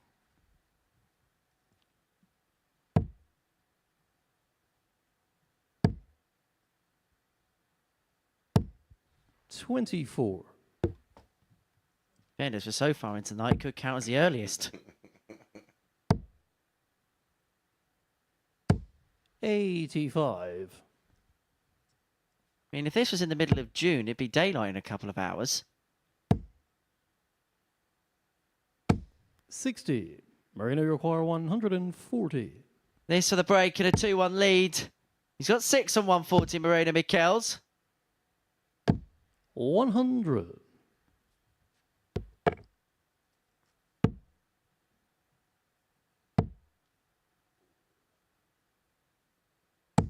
128. Marino require 40. Game shot in the third Tops leg. found for a Marino 2-1 lead, and that's a better leg. A 13-darter, that one. Yeah, and a Fourth breaker leg, Marino throw. to throw A breaker first. throw he needed Game on. at some point to win this match. 58.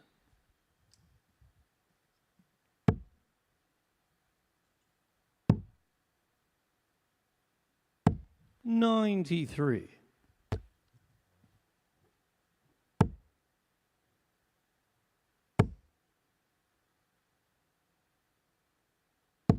135.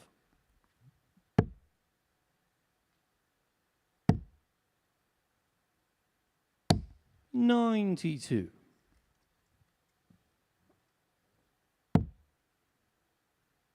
'Michels looking to set up on 308, and set up is a job that he's going to do. 126. Not even himself on a finish, but he leaves himself in a very good position in the leg. Yeah, needed the 60. other treble 18.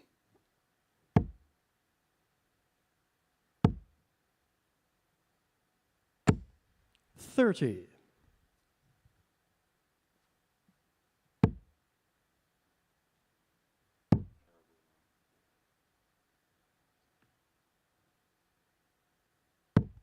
58. Marino require 152.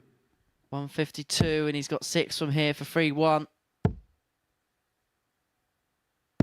128. And he is set it up to some tune. He's left himself double 12. 38. Marino require 24. To put himself a leg away. Game Sixes on the is fourth found. leg, It's Marino 3-1 Michels. Michels.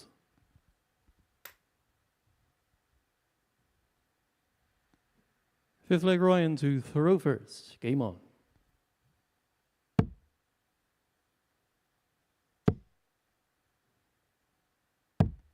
$58.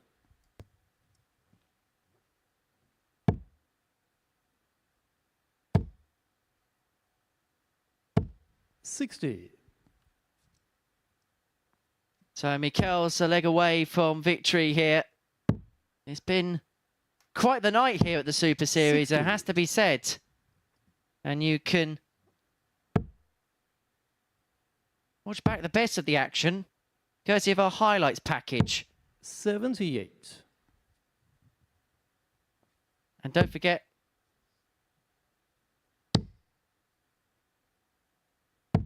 as well to subscribe to that YouTube channel. That's where we're going to be beginning live tomorrow at 1 p.m. before joining viewers on Sporty Stuff TV for free. 140. And then UB culminates 10 o'clock tomorrow night. 93. Of course, don't forget to stay tuned to our social media channels. There'll still be plenty of content after this session's concluded. 120. And if you're wondering where Chris Mason is, he's made his way up to the balcony to join Abigail Davies as Michels looks to 59. close proceedings Marino out now over 103. It's been a good performance, 96.65 the average. And he's now going to get a match dart at tots to complete the job. 63.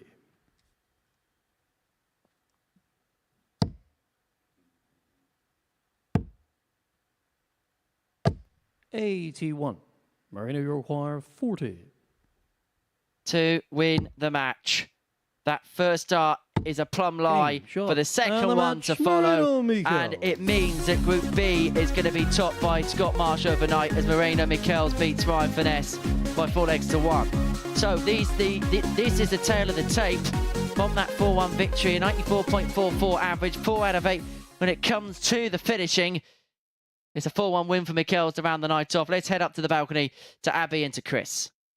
Yeah, thanks very much indeed, Henry. Huge credit to Moreno for that performance. You were just saying it off air, to deliver a display like that so late on in the night and given everything he's been through. Yeah, especially the tough night he's had. I think everybody, excluding Sean McDonald, will be very happy with their night's work, but he was just desperately unlucky in those matches early on, losing 3 of them, 4-3. But yeah, credit to Moreno to produce an average of nearly 95 at this time of the morning. Yeah, let's have a look then at the results from our 10 games that have unfolded today. Sean McDonald, as Mace said, ends the night on 2 points. Unfortunate to lose his opening 3 games, 4-3. It would have been so cruel had he ended the night pointless, wouldn't it? Yeah, absolutely. Yeah, he'd given so much to tonight's matches that, yeah, to come away without a win would have been a tough call. Yeah, and that was actually the best performance that we saw tonight. He did miss double 12, 4 and 9 against Furness as well. That was statistically the best display that we saw. Let's have a look then at the league table and confirmation that it will be Scott March who goes into tomorrow's session top of the table, out on his own at 6 points. Ryan Furness in second. He'll be pretty pleased with what he's produced over the course of today as well. And as for Michels, of course, he did take out that superb 157 to complete a 12 earlier in the night against James Hurrell as well. Hurrell, perhaps another player who may be a little disappointed with tonight. Yeah, well, I think at the top we said it's probably one of the most unpredictable Group Bs, and as I said, I think anybody can win it. And ironically, the biggest outsider of the lot, who was 6-1, is going to be the overnight leader. He is indeed. Right then, tomorrow it all comes to a conclusion and we will complete our lineup for finals night. Join us from 1 p.m. on the YouTube page to see how Group C unfolds.